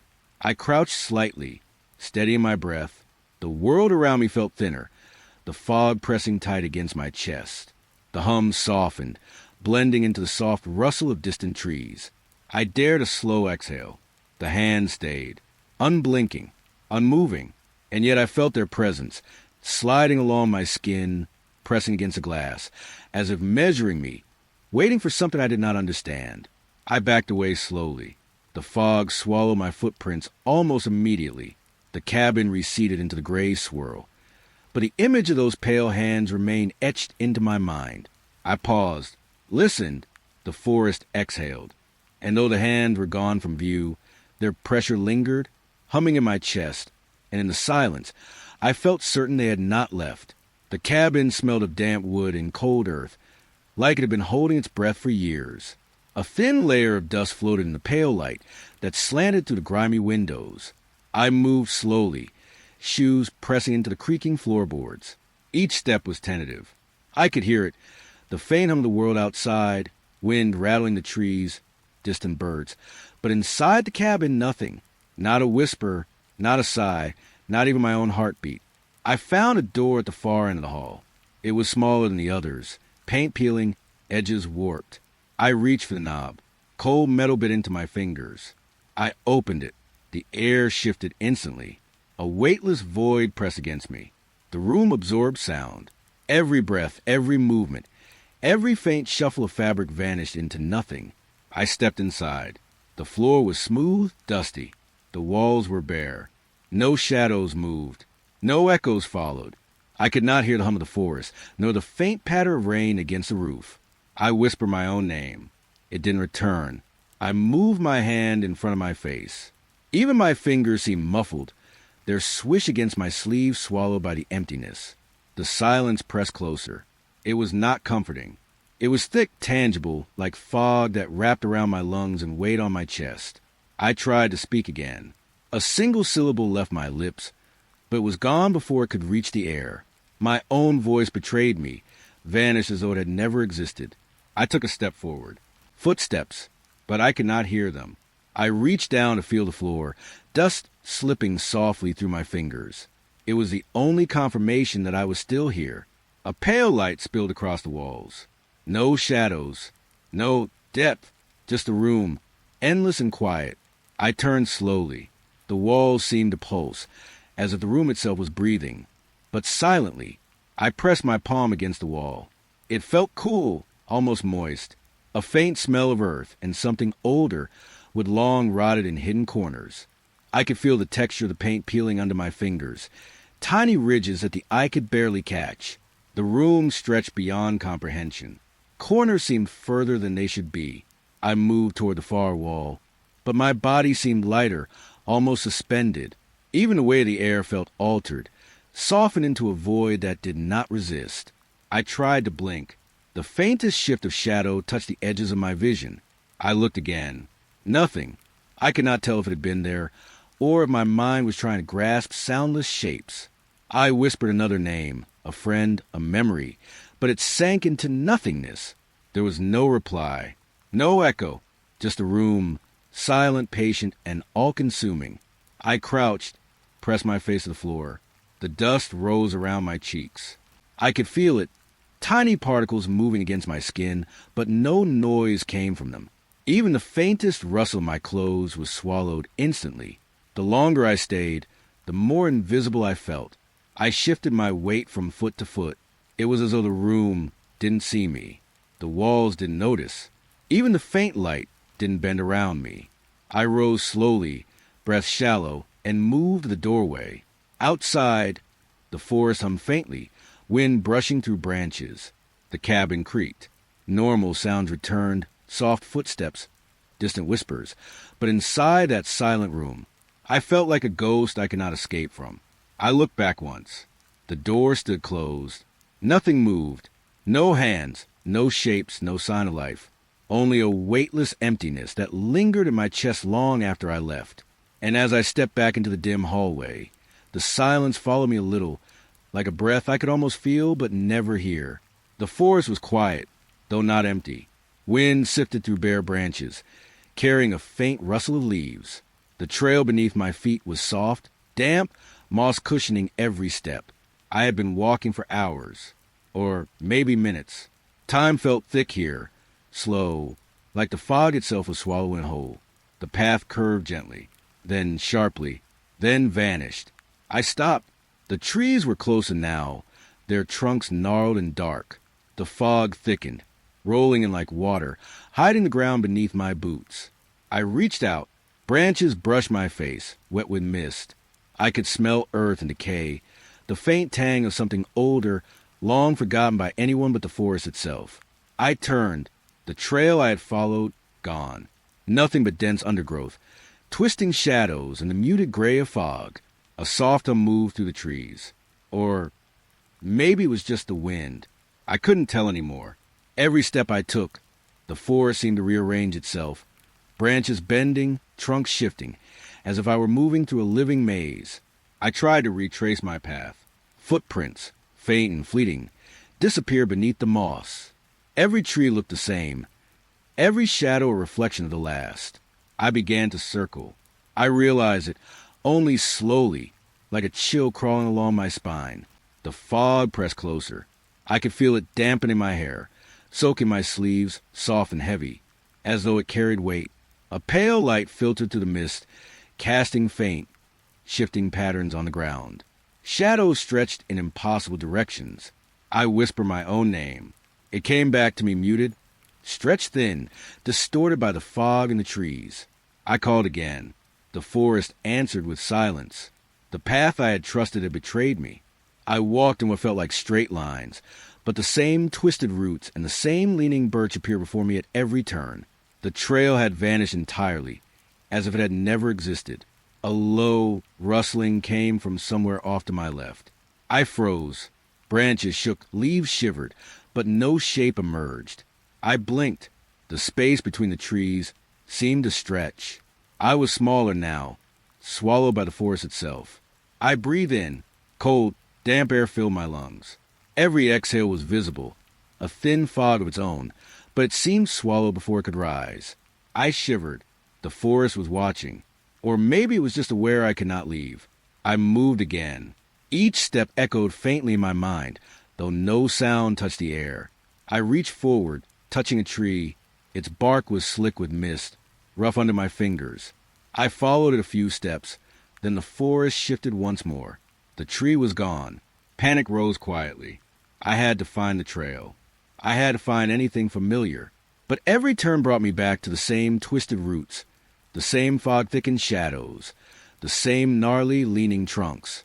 A whisper seemed to brush my ear. I jerked my head. Nothing. The forest was empty, yet heavy, alive, waiting. Every footstep felt meaningless, lost before it landed. I sank to my knees. The moss was damp, cold against my skin. I could feel the pulse of the earth beneath me, soft, steady, patient. The trail had vanished, and so had my certainty. I looked up.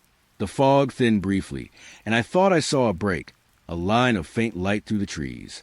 But when I moved toward it, it shifted, a sliver of hope melting into gray. I realized that I was moving in circles, walking a path the forest had made for itself, or for me.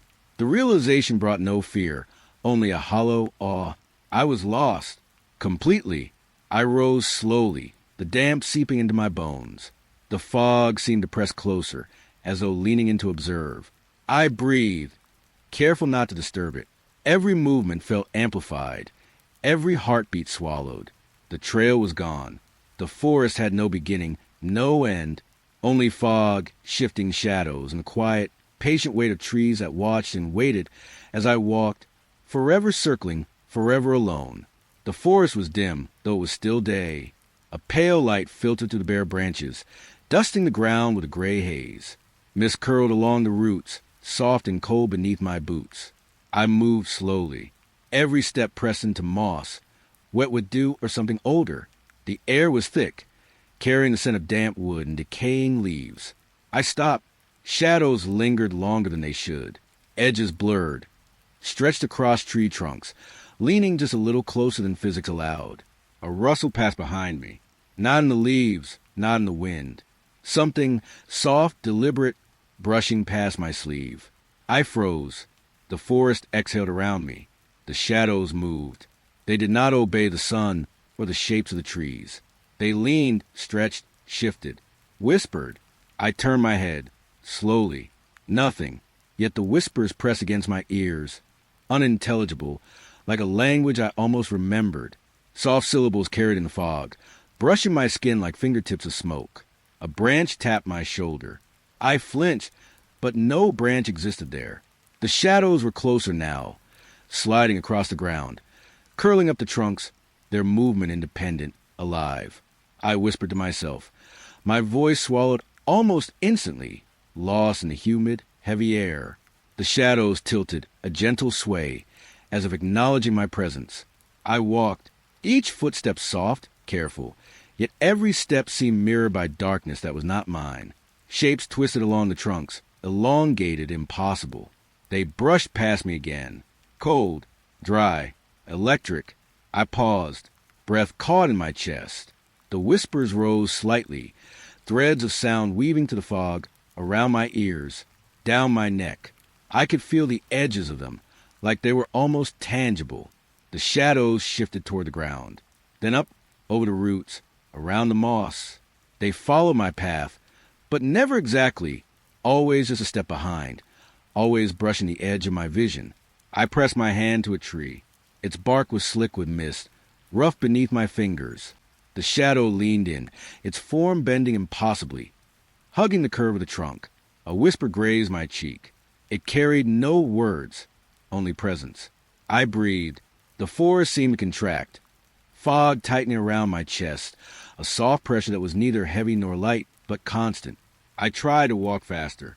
The shadows swirled in place, then streaked ahead, skimming along roots and stones, always reaching, always following, always whispering.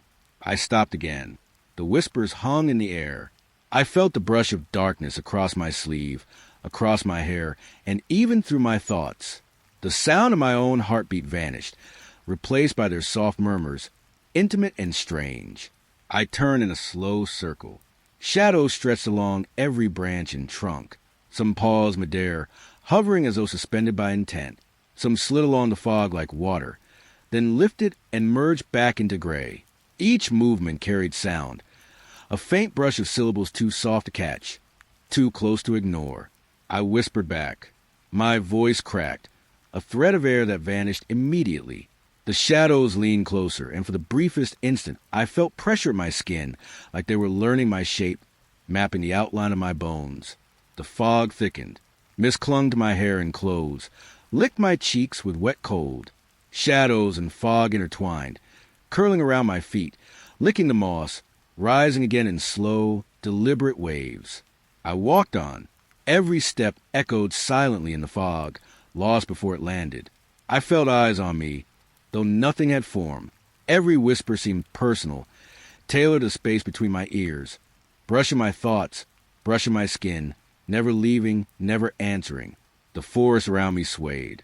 The fog moved like breath. The shadows leaned, twisting closer, then retreating slightly, never leaving, never fully revealed. I exhaled. The whispers lingered, a soft pulse in my ears. The shadows faded a fraction, merging with the fog, but never gone, always present, always brushing, always waiting. I moved slowly, each step careful, deliberate, each breath shallow and quiet. The forest listened. The shadows whispered. I could feel their intent, coiling around me, alive, patient, as I walked through them, never alone, yet unseen, forever in their quiet embrace. The fog hung low again, drifting across the forest floor like a slow, gray tide. I thought the cabin had vanished, left only as memory in the twisted trees. But ahead the outline shifted. A shape rose from the mist. It was the cabin, older, decayed further than I remembered, wood warped, shingles missing, edges softened by time or intent.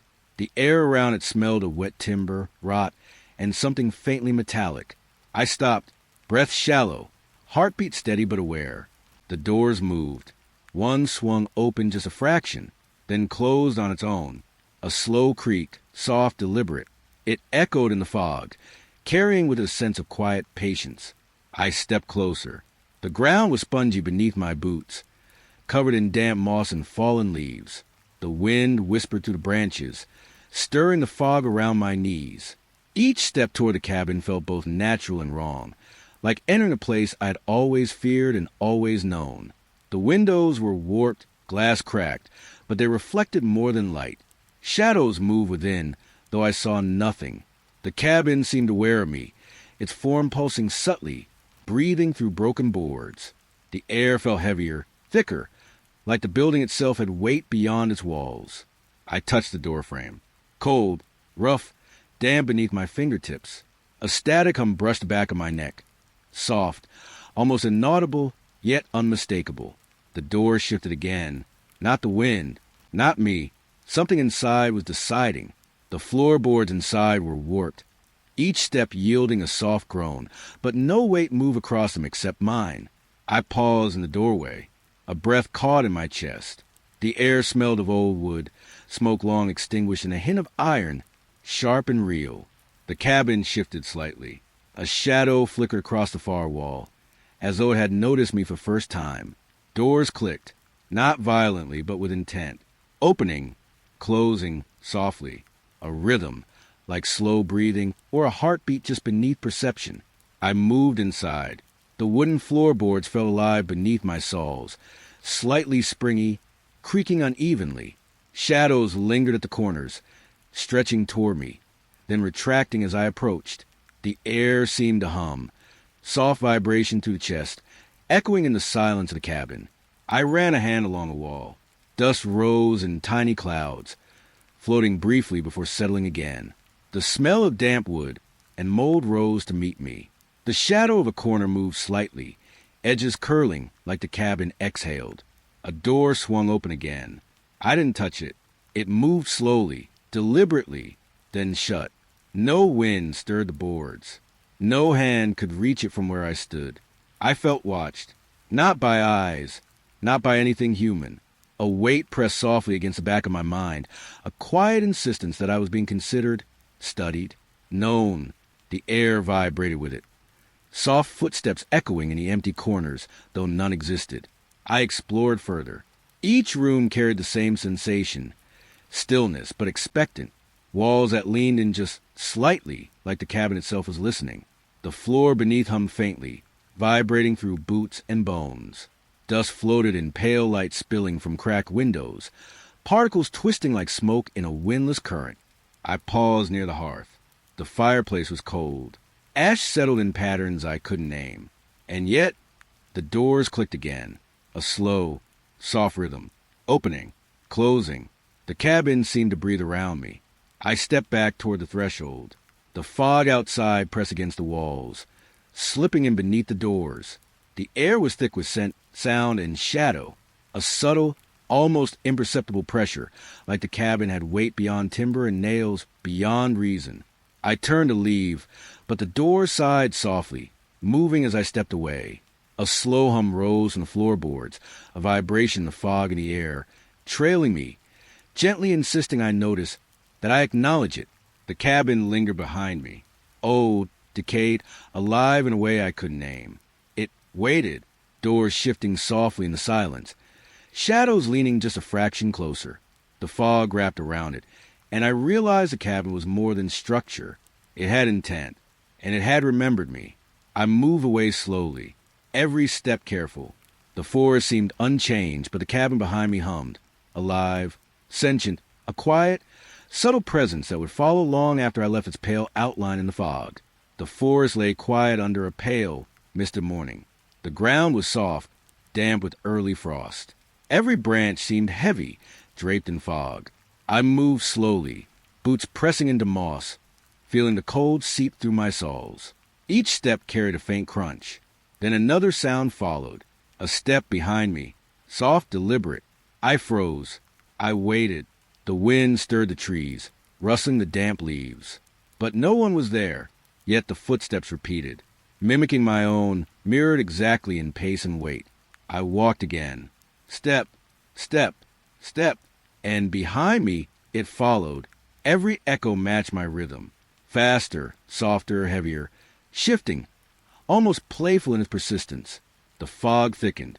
It curled around my legs, clinging to my boots.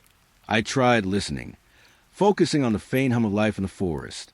Bird song, distant water, the low whisper wind, all drowned beneath the echoing steps. I stopped, and the footsteps didn't. They paused just long enough to tease, then continued, circling around me in silence. The sound pressed against my chest, a subtle vibration through bone and breath. I turned, slowly expecting nothing. Nothing stood there. The mist seemed undisturbed.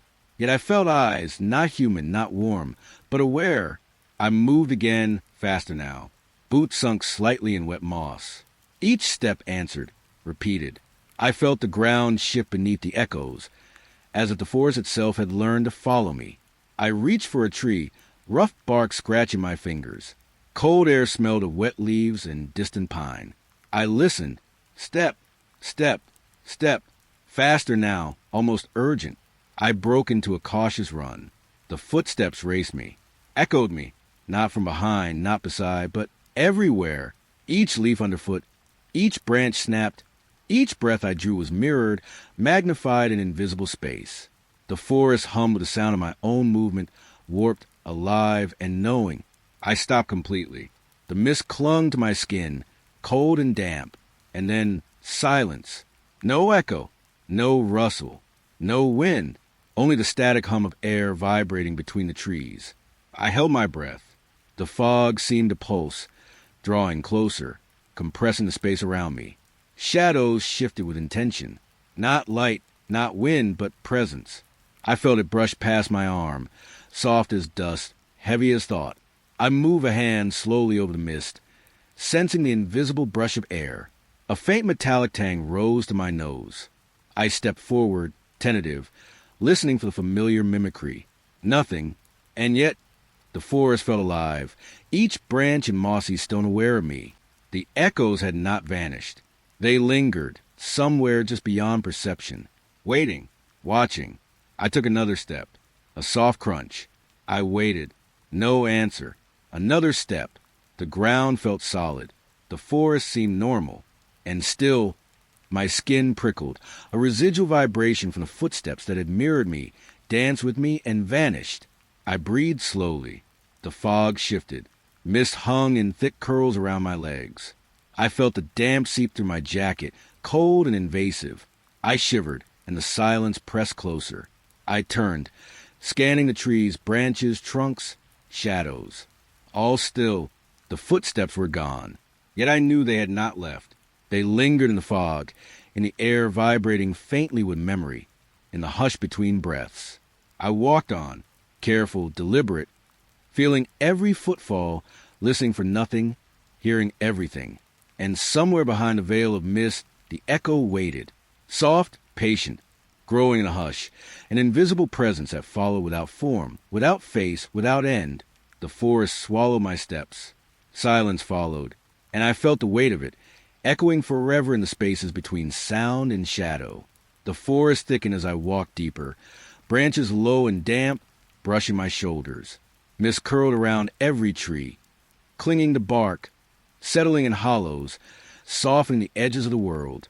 The ground beneath my boots was spongy, covered in moss and fallen leaves, releasing the faint smell of wet earth with each careful step. I moved slowly, listening to the faint hum of my own breath. No bird sang. No wind stirred. Even the distant water had gone silent. Only the soft rustle of my coat broke the stillness. I felt small here, like a single thread in a vast, gray tapestry. Fog thickened at my knees, then rose to my chest, swallowing the path I thought I knew. Shapes blurred. Trees melted into shadows. The world seemed to hold its breath with me. I stopped. The forest pressed close. A faint dampness hung in the air. My skin felt cold and tight. Each inhalation carried the smell of wet pine, of damp earth, of something else. Something faint, metallic, lingering. I walked on. Each step sounded louder than it should, echoed slightly, as if the mist itself repeated my movements. I bent closer to the ground, tracing a moss-covered root, feeling its rough edges scrape my palm. The fog pressed in, swallowing my hands, my arms, then my shoulders. I felt utterly alone. No footprints in the damp soil. No bird calls. No rustle but my own.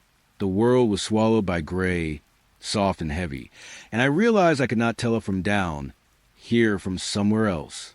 The silence had weight. It pressed into my chest, settling like wet cloth, and my heartbeat thudded unevenly against it. Something shifted in the mist, a hint, a flicker, so brief I thought it was my imagination. I paused, breath shallow, listening. A whisper of movement came from somewhere beyond vision. Not leaves, not wind. Something alive, watching, waiting. The feeling rolled over my skin like a cool tide. I kept moving, each step careful, deliberate, small. The fog clung to my legs, soft and persistent, dripping cold against my boots. A branch brushed my cheek. I smelled the damp, heavy pine. I felt the wet brush of mist on my fingers. The forest opened to a clearing, or what seemed like one. Shapes hovered at the edge of my vision, shadows more solid than fog, but never distinct. I squinted, and they vanished, leaving only the pale, gray light folding in on itself. I stopped again. The silence was thicker now. No birds, no wind, no footsteps echoing mine. Only the faint, almost imperceptible hum of the world around me, or was it in me? I could not tell. The air felt alive, breathing slowly around me, stretching with intention. I thought of turning back. The path I had taken was gone, swallowed by mist and shadow. Every tree looked the same. Every branch bent the same. I realized I'd been walking in circles, or perhaps in a spiral that led only deeper. I moved forward again. The fog clung to my coat, to my hands, to my hair. It smelled of wet moss, of earth, of faint metal. The memory of something I could not name. And then I felt it. Eyes. Not seeing in the way I know. Not physical, but awareness pressed against the back of my neck, against my skin, my thoughts. The forest held them. It held me. And I understood that I was being watched, Even if I could not see, I stopped completely. The fog swirled, rising and falling like a slow tide. The air smelled colder, denser, touching my skin in soft waves. My heartbeat slowed in the hush. The forest seemed to hum with life and absence, a constant tension that was neither sound nor silence. I breathed in slowly, felt the wetness on my fingers, the cold against my face, the damp pressure on my chest. I was alone, yet I was not.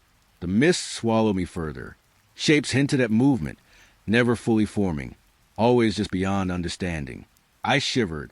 A faint metallic tang rose again, and I felt the subtle brush of presence tracing my shoulders, my arms, slipping past without a whisper. I moved forward, accepting the solitude, each step soft, careful. The forest pressed around me. The fog thickened, sound disappeared entirely, and I walked in the gray, aware that something watched and waiting in the endless folds of mist. I exhaled slowly, accepted the feeling. The forest held me, and I held nothing but the faint awareness of being utterly alone and yet observed. The fog curled higher. The gray deepened, and I knew, as the world disappeared entirely around me, that I was not leaving. I was part of it now, part of the silence, part of the waiting. I stepped forward once more, and the mist swallowed me completely.